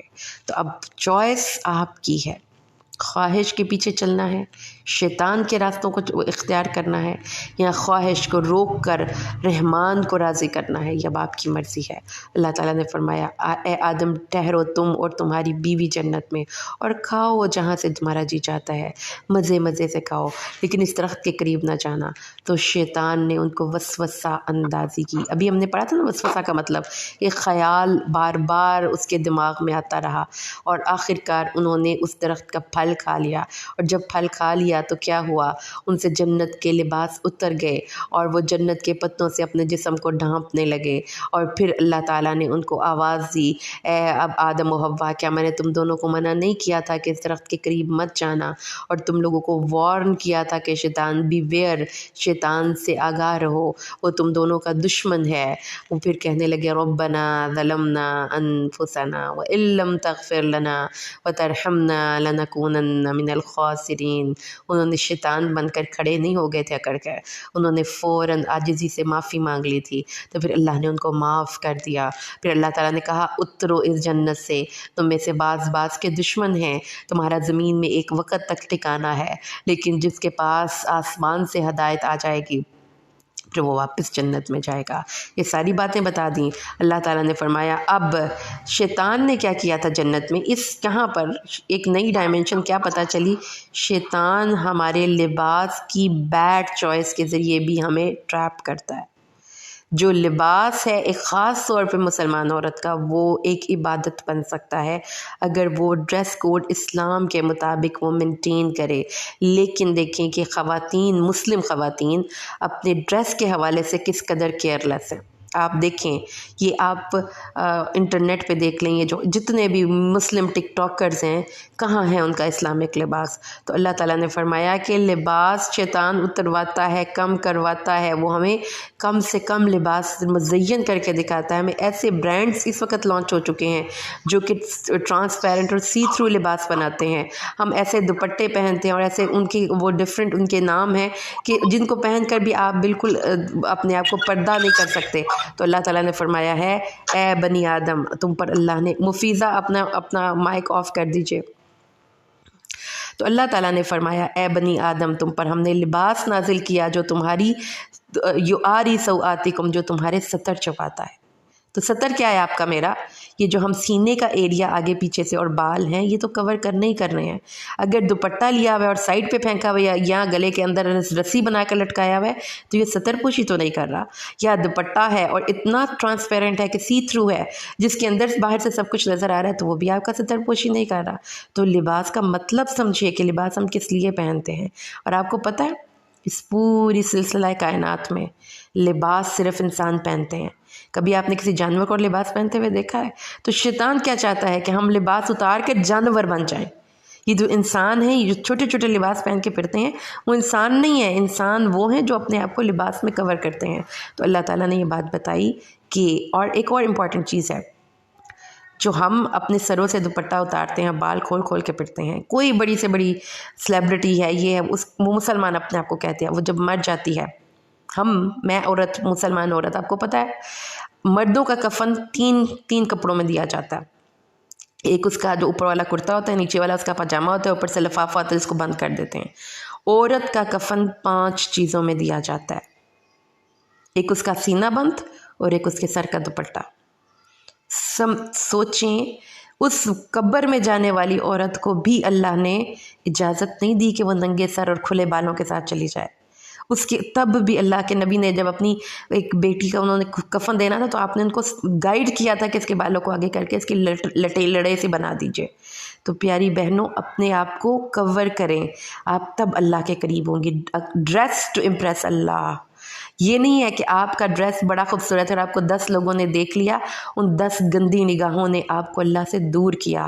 اسی لیے حدیث میں آتا ہے کہ جو عورت اپنے آپ کو بے پرد کر کے جاتی ہے، جب تک وہ گھر میں آ کر غسل جنابت نہ کرے، وہ زنا کرنے والی آنکھیں بھی زنا کرتی ہیں، آپ کے ہاتھ بھی زنا کرتے ہیں، آپ کی زبان بھی زنا کرتی ہے. تو یہاں تو شرمگاہ اس کی تصدیق کر دیتی ہے، تکذیب کر دیتی ہے، خالی شرمگاہ کا زنا نہیں ہوتا.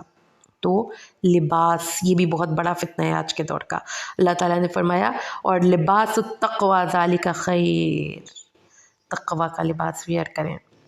تو یہ بھی آج آپ نے عید پہ ادھر جب بھی کبھی ڈریس بنانا ہے تو ذہن میں رکھ کے ڈریس بنائیں. کسی شادی کے فنکشن میں جانا ہے، کسی کے گھر جانا ہے، زینت کو اللہ نے منع نہیں کیا، بے پردگی، بے حیائی کو منع کیا ہے.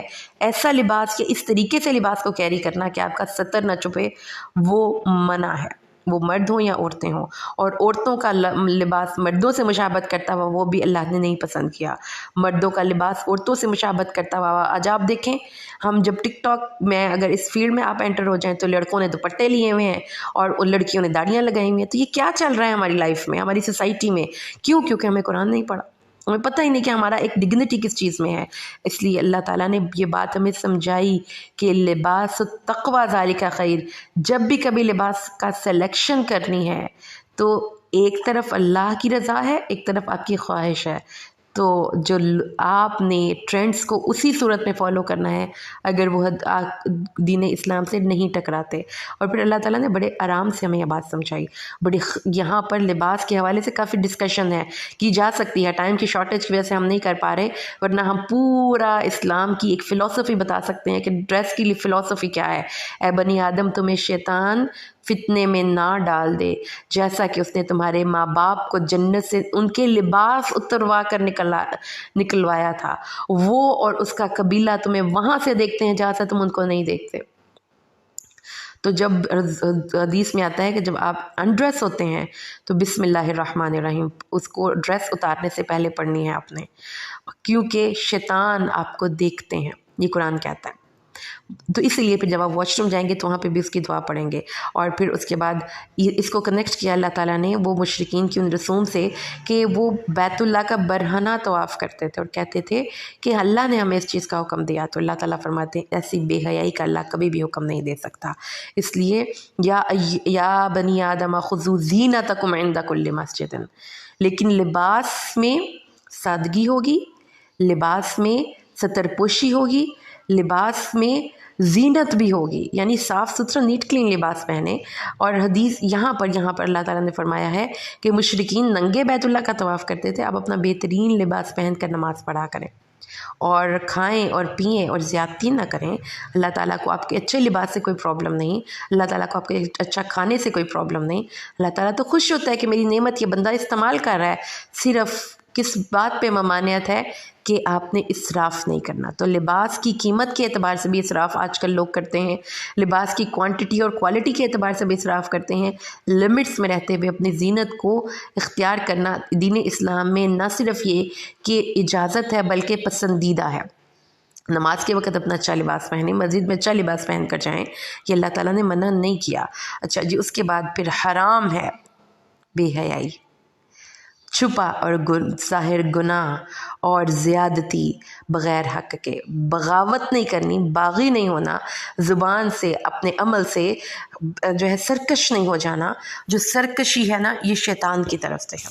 اب دیکھیں ہمارے اپنے بچے بھی اکثر اگر آپ ان کو کسی بات سے منع کرتے ہیں تو وہ سرکشی کرتے ہیں، آگے سے زبان درازیاں کرتے ہیں، آگے سے غصہ کرتے ہیں۔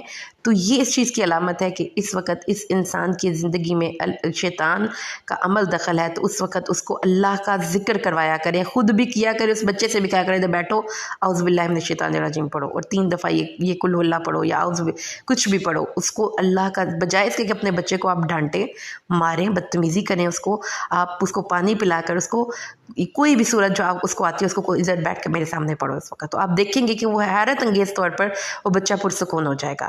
کیونکہ یہ میں خود بھی کافی جگہوں پر اپنے بچوں کے ساتھ بھی یہ کر چکی ہوں، جب ان کو بہت غصہ چڑھا ہو کہ بات ہی نہیں مان رہے تو بجائے اس کے کہ آپ غصہ کریں اور اس کو آگے سے ماریں، اس کو پکڑ کے بٹھائیں، پانی کا ایک گلاس پلائیں، اسے کہیں کہ آپ کو میرے ساتھ پڑھو، اور آپ یقین مانیں اس وقت بچہ نہیں پڑھتا، کہتا میں نے نہیں پڑھنا ماما، پھر اس کو پڑھائیں گے تو وہ فوراً پرسکون ہو جاتا ہے۔ تو اس لیے اللہ تعالیٰ نے فرمایا ہے کہ بغاوت نہیں کرنی، شرک نہیں کرنا۔ اس کے بعد اللہ تعالیٰ نے فرمایا اب آگے ہم جو ہے یہاں پر پڑھنے لگے ہیں وہ چیزیں کہ جو اللہ تعالیٰ نے جنت اور دوزخ کے حوالے سے تھوڑا سا ڈسکس کیا ہے۔ یہاں پر اللہ تعالیٰ فرماتا ہے کہ اس شخص سے بڑھ کر ظالم اور کون ہے جو اللہ پر جھوٹ باندھے یا اس کی آیات کو جھٹلائے۔ اللہ تعالیٰ ان لوگوں کو ان کا حصہ دیا گیا کتاب میں، یہاں تک کہ جب ان کے پاس ہمارے رسول آتے ہیں اور ان کو فوت کرتے ہیں تو ان سے کہا جاتا ہے وہ کہاں ہیں جن کو تم اللہ کے علاوہ بلایا کرتے تھے، تو وہ کہیں گے ہم سے گم ہو گئے، نمبر ڈیلیٹ ہو گیا، پتہ ہی نہیں چل رہا کہاں ہے وہ، ضلوا عنا، ہم سے گم ہو گئے۔ اللہ تعالیٰ فرماتے ہیں پھر اللہ کہے گا قال ادخلوا فی امم قد خلت من قبلکم من الجن والانس فی النار، پھر ان سے قیامت کے دن کہا جائے گا چلو جی یہ جو بلائنڈ فالوئنگ کی تھی نا سب مل کر جنت دوزخ میں چلے جاؤ۔ تو ہر بار جب ایک نئی امت جو گمراہ تھی وہ اس دوزخ میں داخل ہوگی تو وہ اپنے پہلوں کو لعنتیں کریں گے کہ جن کے پیچھے چل کر آج ہم دوزخ میں آ گئے، حتیٰ کہ جب سب جمع ہو جائیں گے تو جو پچھلے ہوں گے نا، یعنی کہ جو پہلے امتیں جن کو کیا آپ کہتے تھے جی فلانا ہمارے پیر صاحب فلانوں نے جنہوں نے یہ بت پرستی شروع کی تھی، ان کو یہ جو پچھلے ہیں وہ لعن طعن کریں گے اور کہیں گے تم نہ ہوتے تو آج ہم آگ کے عذاب میں نہ ہوتے، اور اللہ تعالیٰ ان کو تو دگنا عذاب دے کہ انہوں نے ہمیں اس آگ کی طرف بلایا۔ تو اللہ تعالیٰ فرمائیں گے کہ سب کے لیے دگنا ہے، لِكُلٍّ ضِعْفٌ، ہر ایک کے لیے یہ عذاب دگنا ہے۔ اللہ اکبر۔ پھر کیا ہوگا؟ پھر اللہ تعالیٰ نے ارشاد فرمایا کہ وہ لوگ جنہوں نے ہماری نشانیوں کو جھٹلایا اور تکبر کیا، اللہ کی نشانیوں کو ہلکا جانا غیر اہم سمجھا اور اس کو کہا آئی ڈیم کیئر لا تفتح لہم ابواب السماء، ان کے لیے آسمان کے دروازے نہیں کھولے جا سکتے، وہ جنت میں داخل ہو ہی نہیں سکتے یہاں تک کہ اونٹ سوئی کے ناکے سے گزر جائے۔ کیا گزر سکتا ہے؟ امر محال ہے، امپاسبل ہے، نیکسٹ ٹو امپاسبل ہے، ایسا ہونا ممکن نہیں ہے۔ ان کے لیے جہنم میں بچھونا ہوگا اور جہنم میں اوڑھنا ہوگا۔ جہنم کا اوڑھنا اور بچھونا یعنی ان کی رضائیاں بھی دوزخ کی آگ کی اور ان کے گدے اور بستر بھی دوزخ کی آگ کے۔ اس آگ کے بستر میں وہ سو رہے ہوں گے، کیا وہ کیفیت ہے میں امیجن نہیں کر سکتی، کیونکہ اس دنیا میں ہم نے ایسی کبھی کوئی ٹارچر دیکھا ہی نہیں۔ اللہم لا تجعلنا منہم برحمتک، اور وہ لوگ جنہوں نے ایمان لائے ان کو جنت میں داخل کیا جائے گا۔ اب جنت کا میک اپ شروع کہاں سے ہوگا؟ دل کی قدورتوں کو دھونے سے ہوگا۔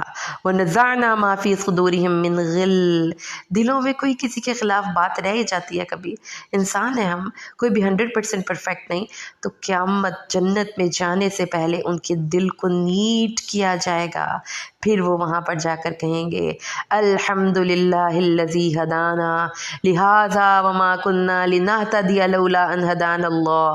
اللہ کل حمد اللہ کی کہ جس نے ہمیں اس گھر کی ہدایت دی، اس کی طرف آنے کی توفیق دی، اس راستے پر چلایا، اور اگر اللہ نہ چاہتا تو ہم کبھی اس راستے پر نہ آ سکتے۔ یہ ہیں جنتی، عاجز، اترانے والے نہیں کہ ہم نے بڑی نیکیاں کی، ہم نے بڑے صدقہ خیرات کیے، ہم نے بڑا جہاد کیا۔ تو یہ آپ نے بھی اپنے اندر یہ ایبلٹی، یہ خصوصیت ڈیولپ کرنی ہے کہ نیکی کرنے کے بعد اس پہ اترانا نہیں ہے اور کسی دوسرے کو اپنے سے کمتر نہیں سمجھنا، ججمنٹل نہیں ہو جانا کہ اس نے نماز نہیں پڑھی تو یہ تو دوزخی ہے، اس نے تو حجاب نہیں لیا یہ تو دوزخی ہے، یہ تو سود کھاتا ہے یہ تو دوزخی ہے۔ آپ اپنے کرنے کا کام کریں اور ان کے لیے دعا کریں، لیکن کسی کو جج کرنے کا آپ کو اختیار نہیں ہے۔ وَنُودُوا أَن تِلْكُمُ الْجَنَّةُ، اور بلایا جائے گا آؤ بھائی یہ جنت تمہاری ہے، لے لو، مزے مزے سے زندگی گزارو، تم اس میں آ کر رہو۔ اور وَنَادَى أَصْحَابُ الْجَنَّةِ أَصْحَابَ النَّارِ، اور جنتی دوزخیوں کو اب بلائیں گے۔ اب کیسے بلائیں گے؟ اپنے مکانوں میں بیٹھ کر بلائیں گے تو دوزخیوں کو آواز چلی جائے گی۔ آج کے دور میں یہ باتوں سمجھنا بھی ہمیں آسان ہے، ایک جگہ پہ بیٹھ کے دوسری جگہ پہ ہم آسانی سے بات کر سکتے ہیں بغیر کسی تکلیف کے۔ یہ ہمارے جو ڈیوائسز ہیں وہ بلائیں گے، وہ کہیں گے ہم نے تو اللہ کا وعدہ سچا پایا، کیا تم نے بھی سچا پایا؟ یعنی ان کو یہ اب زخموں پہ نمک پاشی کر رہے ہیں، ان کے زخموں پہ نمک چھڑک رہے ہیں کہ دیکھو تو صحیح ہماری نعمتیں، اور تم دیکھو جو ہمیں کہتے تھے کہ تم تو بے وقوف ہو۔ اب وہ کہیں گے ہاں ہم نے بھی اللہ کا کیا گیا وعدہ پورا کر لیا۔ وَأَذَّنَ مُؤَذِّنٌ، پھر ایک اعلان کرنے والا اس وقت اعلان کرے گا اللعنۃ اللہ علی الظالمین، اللہ کی لعنت ہے ان ظالموں پر۔ وہ کون سے ظالم ہیں جو اللہ کے راستے سے روکتے ہیں اور اللہ کی آخرت کا انکار کرتے ہیں اور سمجھتے ہیں کہ ہم بڑے عقل مند ہیں۔ اور پھر ان دونوں کے درمیان ایک آڑ ہوگی، اور یہاں سے اس صورت کا نام صورت اعراف نکلتا ہے۔ اعراف رجال یعرفون کلا بسیماہم، اعراف پر وہ ہر انسان، کچھ لوگ ہوں گے جن کی نیکیاں اور بدیاں ٹائی ٹائی ہو جائیں گی، جنہوں نے ایسی کوئی نیکی کی ہے کہ وہ جنت میں دوزخ میں نہیں جا سکتے، لیکن ایسی کوئی برائی کی ہے کہ جنت میں بھی نہیں جا سکتے۔ پھر ان کو ویٹنگ پہ رکھا جائے گا، سارے انسانوں کا جب فیصلہ ہو جائے گا پھر ان کا فیصلہ کیا جائے گا، اور ہوپ فلی کہ وہ جنت میں ہی جائیں گے، لیکن ان کو اس جگہ پر بٹھا دیا جائے گا ویٹنگ ٹائم پہ۔ تو وہ کیا کریں گے؟ وہ جنتیوں کو بھی دیکھ رہے ہوں گے، وہ دوزخیوں کو بھی دیکھ رہے ہوں گے، تو وہ، اور یہاں پر قرآن کہتا ہے کہ جنت اور دوزخ میں جانے والے لوگوں کو سب لوگ پہچان بھی رہے ہوں گے کہ یہ فلاں یہ سیلیبریٹی ہیں، یہ فلاں صاحب ہیں۔ تو اس کا مطلب یہ ہے کہ قیامت والے دن آپ اگر ملنا چاہیں گے، آپ کو قائد اعظم بھی ملیں گے، علامہ اقبال بھی ملیں گے، آپ کو سر سید احمد خان، مرزا غالب، جن کو بھی آپ نے پڑھا ہوا ہے، اور صحابہ کرام میں حضرت ابوبکر، حضرت عمر، حضرت عائشہ، حضرت مریم، حضرت آسیہ، تو ہم قیامت والے دن تو ویسے ہی بڑے لوگوں سے ملیں گے انشاءاللہ جنت میں جا کر۔ تو ہم تو جا کر ملیں ملیں گے. آج ہم حضرت مریم سے ملنے آئے ہیں, آج ہم حضرت آسیہ حضرت عائشہ سے ملنے جا رہے ہیں, آج ہم حضرت خدیجہ سے ملنے جائے ہیں. سب لوگوں کو ان کے ناموں اور شکلوں سے لوگ پہچانتے ہوں گے. تو جو کافر ہوں گے, جو غیر ان سے وہ کہیں گے کہ تم لوگوں کے پاس وہ جو اصحاب الجنہ ہیں ان کو دیکھ کر وہ سلام کریں گے, اور جب ان کی نگاہیں اصحاب النار کی طرف جائیں گی تو وہ دعائیں کریں گے کہ اللہ تعالیٰ ہمیں ان لوگوں میں شامل نہ فرما. اور پھر وہ ان سے نام لے کر پکار کر کہیں گے کہ تم سے تو تمہاری جماعت نے کوئی کفایت نہیں کی, اور جو تمہارے اندر تکبر تھا اس کا تمہیں کیا فائدہ ہوا. تو اللہ تعالیٰ یہ وہی لوگ ہیں نا جنتی جن کے بارے میں تم کہتے تھے کہ یہ تو بیچارے غریب غربا ہیں, دیکھو آج ان کا عیش اور ٹھاٹھ دیکھو. یہ خوف اور غم سے نجات پا کر اس جنت میں آ گئے ہیں. پھر جو جنتی ہوں گے وہ دوزخی ہوں گے. آپ کو پتہ ہے کہ دوزخ میں ہر تکلیف ایک طرف اور بھوک کی خالی تکلیف ایک طرف. ان کو اتنی بھوک لگ رہی ہوگی اور کھانے کو کچھ نہیں ہوگا, پینے کے لیے کیا ہوگا, کھولتا ہوا گرم پانی. اور ایک حدیث اور کہیں مقام پر آتا ہے کہ زخموں کی دھون یا پیپ, جو زخم دھوتے ہیں نا ہم جب کبھی زخم دھوتے ہیں تو اس میں سے پیپ اور پانی اور وہ سارا مکس ہوتا ہے, وہ ہوگا. یا پھر ان کے زخموں سے نکلتے ہوئے گندا مواد جو ندیوں نالوں کے صورت میں دوزخ میں ادھر ادھر بکھرا ہوا ہوگا, ان کو وہی ڈول بھر بھر کر پینے کے لیے دیا جائے گا. اللہم لا تجعلنا منہم برحمتک. پھر ان کو اتنی پیاس لگے گی کہ وہ کہیں گے ہمیں پانی دو. جب ان کو پانی دیا جائے گا تو وہ اتنا گرم ہوگا کہ ان کے منہ کی ساری کھال جل جائے گی. تو یہ کیفیت دیکھ کر وہ چیخ چیخ کر پکار کر جنتیوں سے کہیں گے ہمیں تھوڑا سا ٹھنڈا پانی دے دو. ایک ونادى اصحاب النار اصحاب الجنہ, ہم پی نہیں لیتے, ہمیں اوپر سے پھینک دو, ہم محسوس تو کریں کہ ٹھنڈا پانی, ٹھنڈا میٹھا پانی ہوتا کیا ہے. تو دوزخی جنتیوں سے کہیں گے جنت کا کھانا اور جنت کا پانی دوزخیوں کے لیے حرام ہے. اللہم لا تجعلنا منہم برحمتک. کون سے دوزخی جنہوں نے اپنے دین کو کھیل اور تماشا بنا لیا تھا. مجھے یہ چیز پڑھ کر بڑا خوف آتا ہے کہ جب میں پٹاخے بجاتے ہوئے نوجوان بچوں کو دیکھتی ہوں تو مجھے قرآن کی اس آیت کو پڑھ کر بڑا خوف آتا ہے کہ ہم نے بھی تو اپنے دین کو یہ کھیل اور تماشا بنا لیا ہے کہ چھتوں پر چراغاں کرتے ہیں, یہ پٹاخے بجاتے ہیں اور پتہ نہیں کیا کچھ کرتے ہیں, اور ہم اس کو دین سمجھتے ہیں. ہم 12 ربیع الاول پہ ڈک لگاتے ہیں, گانے گاتے ہیں, ڈانس کرتے ہیں. اللہ تعالیٰ فرماتے ہیں ایسے لوگ دوزخ میں جائیں گے جنہوں نے دین کو کھیل اور تماشا بنا لیا. یہ شان رمضان کی ٹرانسمیشن کے نام پر اپنا بھی اور بہت سے لوگوں کا وقت ضائع کرنے والے, دین کو کھیل اور تماشا بنا لینے والے لوگ, جن کو دنیا کی زندگی نے دھوکے میں ڈال دیا تھا, تو آج دوزخ میں پھینک کر ہم ان کو بھول جائیں گے جیسے وہ دنیا میں رہ کر ہمارے آج کے دن کی ملاقات کو بھول گئے تھے. اس لیے اللہ سے ڈریں, کیونکہ اللہ تعالیٰ نے فرمایا ہے کہ جن لوگوں نے اس کو قیامت کے دن کو بھول کر زندگی گزاری ہے, وہ قیامت والے دن اتنی آرزو کریں گے کہ کاش کوئی سفارشی مل جائیں جو اللہ کے سامنے ہماری سفارش کر دیں, یا ہمیں دوبارہ دنیا میں بھیج دیا جائے, ہم اچھے عمل کریں ان عملوں کے علاوہ جو ہم عمل کرتے تھے. نقصان اٹھایا ان لوگوں نے جنہوں نے آخرت کے دن کی ملاقات کو جھٹلایا, جنہوں نے اس دن کی ملاقات کی تیاری نہیں کی. اللہ تعالیٰ سے دعا مانگے کہ اللہ تعالیٰ ہمیں صحیح معنوں میں سمجھائے کہ ہم نے کس چیز کو اہمیت دینی ہے. پھر اللہ تعالیٰ نے آگے فرمایا اپنے رب سے دعا مانگو عاجزی سے اور خفیہ, ادعوا ربکم تضرعا وخفیہ, خفیہ چپ کے عاجزی سے دعائیں مانگنی چاہیے اللہ تعالیٰ سے, کیونکہ جو اونچی اللہ تعالیٰ حد سے گزر جانے والے لوگوں کو پسند نہیں کرتے. تو یہ جواب مل گیا ان لوگوں کو جو یہ کہتے ہیں کہ اللہ تعالیٰ ہم گناہ گاروں کی نہیں سنتا اور اللہ تعالیٰ کسی نیک کے رد نہیں کرتا, اس لیے ہمیں کسی نیک بندے کے سہارے کی ضرورت ہے, اس کی سفارش کی ضرورت ہے. تو اللہ تعالیٰ تمہیں خود کہہ رہے ہیں مانگو مجھ سے, اور جو نہیں مانگتا وہ میں اس کو نہیں پسند کرتا, جو حد سے گزر جانے والا ہے. تو اس لیے جو شیطان آپ کو کہتا ہے کہ اللہ تعالیٰ آپ کی نہیں سنتا, اس کو تھپڑ مار کے اپنی زندگی سے نکالیں. اللہ ہر ایک کی سنتا ہے. اللہ تعالیٰ وہ ہے جو اپنی رحمت سے آگے ہواؤں کو بادلوں کی صورت میں اور ہواؤں اور بادلوں کو بھیجتا ہے, اور جب وہ ہوائیں بادلوں کو کسی مردہ شہر کی طرف لے جاتی ہیں تو پھر ہم اس مردہ شہر سے زندگی کی بہار نکالتے ہیں. تو کتنی بھی حالات ٹائٹ کیوں نہ ہو جائیں, زندگی میں ہمیشہ امید کا دامن نہ چھوڑیں اللہ کی رحمت کے بھروسے پر, کہ اللہ کی رحمت جب شامل حال ہوتی ہے تو ہر برے سے برے حالات بھی تبدیل ہو جاتے ہیں. اب آگے حضرت نوح کا ذکر آتا ہے. جیسا کہ ہم نے پڑھا تھا پہلی دفعہ، ہم اب نبیوں کا ذکر پڑھیں گے پورے قرآن میں جتنا بھی ہم نے پڑھا ہے.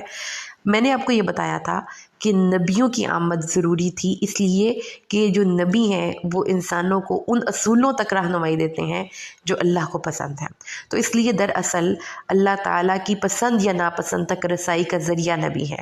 تو جو بندہ نبی کی بات مانتا ہے وہ دراصل اللہ کی بات مانتا ہے، اور جو نبی کو جھٹلاتا ہے وہ انڈائریکٹلی اللہ کو جھٹلاتا ہے. تو جو نبی کی بات نہیں مانتے ان کے انجام بڑے بھیانک ہوتے ہیں. نوح علیہ السلام سے ہم بات کو شروع کرتے ہیں.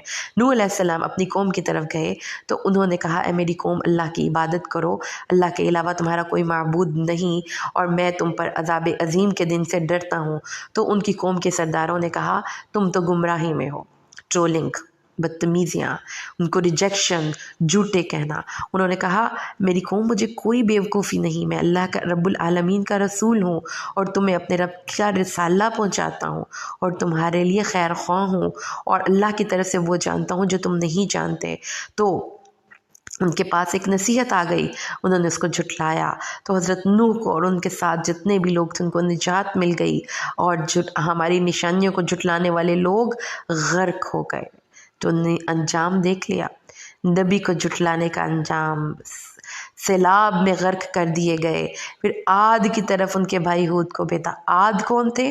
یہ دراز قد 60 ہاتھ لمبے ان کے قد تھے، جیسے بڑی بڑی کھجور کے تنے ہوں، اور یہ لوگ پہاڑوں کو تراش کر گھر بناتے تھے. لیکن انہوں نے بھی اپنے نبی کو جھٹلایا، اور جب ان کے نبی نے ان کو آ کر کہا اللہ کی عبادت کرو، پہلا دعویٰ توحید کا تھا جو ان سے پیش کیا گیا. اور ان کے سرداروں نے کہا تم تو بے وقوف ہو اور تم تو جھوٹے ہو. دیکھیں یہ جو کوئی جو نیکی کا کام لے کر کھڑا ہوتا ہے نا، نہ اس کی کوئی پذیرائی ہوتی ہے، نہ اس کو کوئی ہار پھول پہناتا ہے، نہ اس کو کوئی سرٹیفکیٹ ملتے ہیں. لوگ اس کو باتیں سناتے ہیں، اور یہی انہوں نے کیا. اور حضرت ہود نے کہا مجھے کوئی بیوقوفی نہیں، میں تو اللہ رب العالمین کا رسول ہوں اور اپنے رب کے پیغامات تم تک پہنچاتا ہوں، اور میں ایک امانت دار رسول ہوں. کیا تمہیں یہ تعجب ہوا ہے کہ تمہارے پاس ایک رسول آئے جو تمہارے رب کی طرف سے ہو اور تمہیں ڈرائے؟ تو یاد کرو اللہ تعالیٰ نے تمہیں حضرت نوح کی قوم کے بعد زمین میں آباد کیا ہے، اور تمہیں اتنے بڑے بڑے جسم دیے ہیں. اتنی نعمت کے بعد تم اللہ کا کیوں شکر ادا نہیں کرتے؟ اللہ کے مطابق کیوں عمل نہیں کرتے؟ وہ کہنے لگے جا اتنا تو آ گیا ہے، توحید لاؤ بھائی جو تمہیں عذاب لاتے ہو. تو برائی کے ساتھ ڈٹائی اللہ کو سخت ناپسند ہے. برائی کے ساتھ عاجزی، یہ ہے آپ کے گناہ کے معافی کا ذریعہ. برائی کے ساتھ سرکشی اور ڈٹائی اور آگے سے کھڑے ہو جانا اور اپنی بات پہ بالکل شرمندگی نہیں، تو اللہ تعالیٰ ایسے بندے کو بالکل پسند نہیں کرتا. اب یہ برائی کے ساتھ ڈٹائی ہے، اور جب ڈٹائی ہو جاتی ہے تو پھر کیا ہوتا ہے؟ تو اللہ تعالیٰ نے فرمایا ہم نے اپنی رحمت سے ہود کو اور اس کے ساتھیوں کو نجات دی، اور ظالموں کی جڑ کاٹ دی. ان کی جڑ کٹ گئی، مطلب وہ کبھی دوبارہ نہ ان کی نسل ہی آگے نہیں بڑھی، بس وہ جہاں پہ تھے وہ وہیں پہ ختم ہو گئے.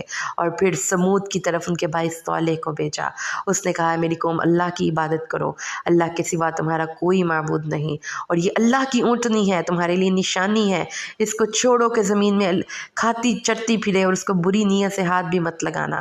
لیکن انہوں نے، اور یاد کرو اللہ نے تمہیں عاد کے بعد زمین میں جگہ دی تھی، اور تمہیں وہ جو تھے نا ان کی جو سمود تھی، یہ بھی بڑے آرٹیٹیکٹ قسم کے آرٹسٹک لوگ تھے.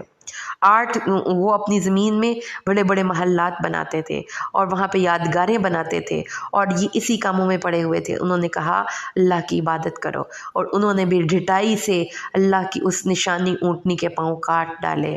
اور پھر اپنے نبی سے کہا دیکھو صالح، اپنے کام سے کام رکھو، تم ہماری کمیونٹی میں کوئی بڑے طاقتور نہیں ہو، ہم تمہیں یہاں سے نکال سکتے ہیں، تمہیں مقدمہ چلا سکتے ہیں، تمہیں یہاں سے ہمارے اصولوں کے مطابق زندگی گزارنی ہے تو گزارو، ورنہ ہم تمہیں یہاں سے نکال دیں گے. تو صالح انہوں نے بھی تکبر کیا، اب یہ میں مشترکہ کریکٹرائزیشن کروا رہی ہوں آپ کو کہ ان سب لوگوں نے تکبر کیا اور انہوں نے کہا انا بالذی آمنتم بہ کافرون، ہم نہیں مان رہے بھائی، جو تمہارا دل کرتا ہے کرو. اور انہوں نے اونٹنی کے پاؤں کاٹ ڈالے اور اپنے رب کے حکم کی نافرمانی کی، اور انہوں نے کہا اے صالح لے آ جو تو ہم سے وعدہ کرتا ہے اگر تم مرسلین میں سے ہے.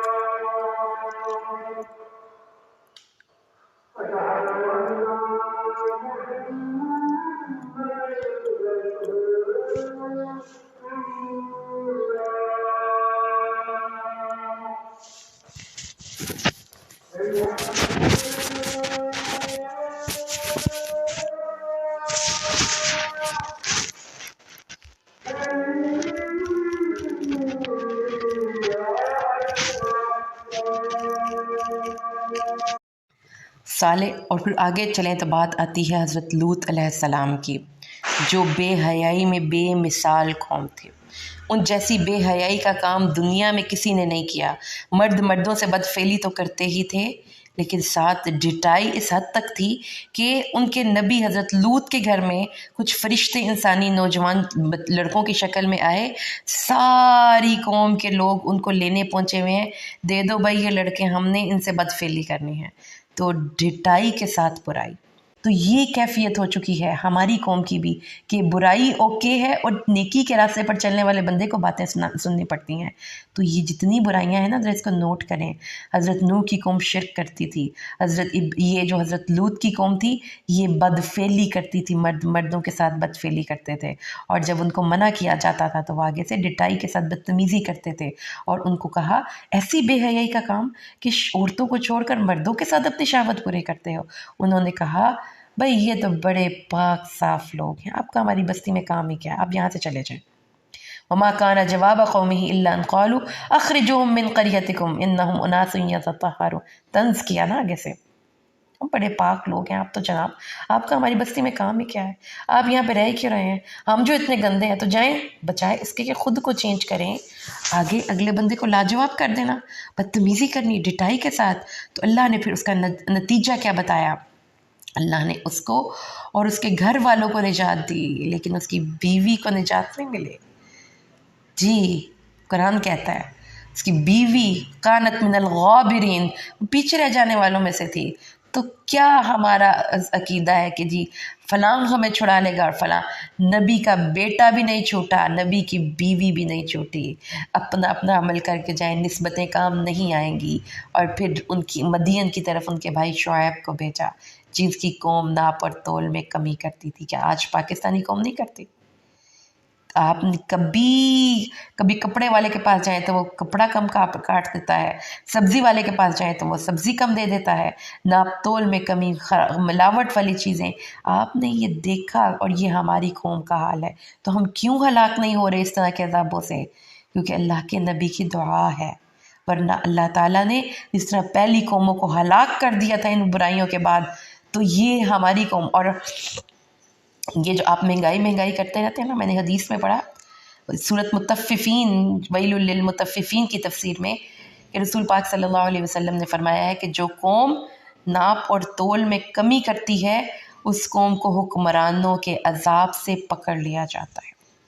یہ آپ کے اپنے ہاتھوں کی کمائی ہے مہنگائی، یہ اللہ تعالیٰ کی طرف سے عذاب بن کر آئی ہے مہنگائی، کیونکہ ہم نے خود اپنے ہاتھوں سے ان چیزوں کو اپنی زندگیوں میں داخل کیا ہے، ہم نے خود انوائٹ کیا ہے. تو حضرت شعیب نے اپنی قوم سے کہا ناپ اور تول پورا دو، لوگوں کو ان کی چیزیں کم نہ دو، اور راستوں زمین میں فساد نہ مچاؤ. کیا کرتے تھے؟ کرپٹ لوگ تھے. یہ جو اب بڑے لیول پہ اگر آپ بات کرتے ہیں تو کرپشن کیا ہے کہ جو آپ کا حق نہیں وہ آپ لے رہے ہیں. اگر آپ نے ایک کمیشنر کی مطلب آپ پاکستانی قوم میں تو ایک ہی ورڈ ہے، اگر آپ اس کو ڈیفائن کرنا چاہتے ہیں اپنے حکمرانوں کو، اپنے سیاستدانوں کو، یہ کیا ہے؟ یہ کرپٹ لوگ ہیں۔ اور پھر اگر جو بندہ اس کرپشن کے خلاف کھڑا ہوتا ہے، اس سسٹم، اس نظام کے خلاف کھڑا ہوتا ہے، تو اس کو کیا کرتے ہیں؟ اس کو پھر سب لوگ حملہ کرتے ہیں اور اس کو وہاں سے نکالنے کی کوشش کرتے ہیں۔ یہ قرآن کہہ رہا ہے اس وقت یہاں پہ۔ تو وہ کیا کرتے تھے؟ اس قوم کی بات تھی، کہتے تھے یا تو خاموشی سے اس کرپشن میں ہمارا ساتھ دو، نہیں دینا تو پھر یہاں سے ہم تمہیں نکال دیں گے۔ تو اللہ تعالیٰ کے نبی حضرت شعیب کو بھی انہوں نے یہی کچھ کہا تھا کہ چپ کر کے دیکھتے رہو ہم کیا کرتے ہیں، اور اگر نہیں سنو گے تو یہاں سے تمہیں نکال دیں گے، تمہاری ٹرانسفر کروا دیں گے، تمہیں ملک سے نکال دیں گے، تمہیں حکومت سے نکال دیں گے، تمہیں سیاست سے نکال دیں گے، تمہارا یہاں پہ کام کوئی نہیں، اس کرپشن کے نظام کا حصہ بنو۔ حضرت شعیب نے کہا کہ لوگوں کو ان کے جائز حق دو، جو ان کا حق ہے وہ ان کو دو، اور راستوں میں نہ بیٹھو، اور راستوں میں بیٹھ کر لوگوں پہ ڈاکے نہ ڈالو، ان کے حقوق نہ چھینو، اور جو بھی اللہ کے راستے میں ایمان لاتا ہے، جو اس صحیح کام کو لے کر کھڑا ہوتا ہے، تم اس کے راستے میں روڑے اٹکاتے ہو، ایسا نہ کرو۔ تو رسول صلی اللہ علیہ وآلہ وسلم نے بتایا ہے کہ بدترین جگہ جہاں پہ کوئی بیٹھ سکتا ہے وہ راستے ہیں۔ تو صحابہ نے کہا اگر ہمارا کام ہی ایسا ہو ہمیں راستے میں بیٹھنا پڑے تو فرمایا راستے کا حق ادا کرو۔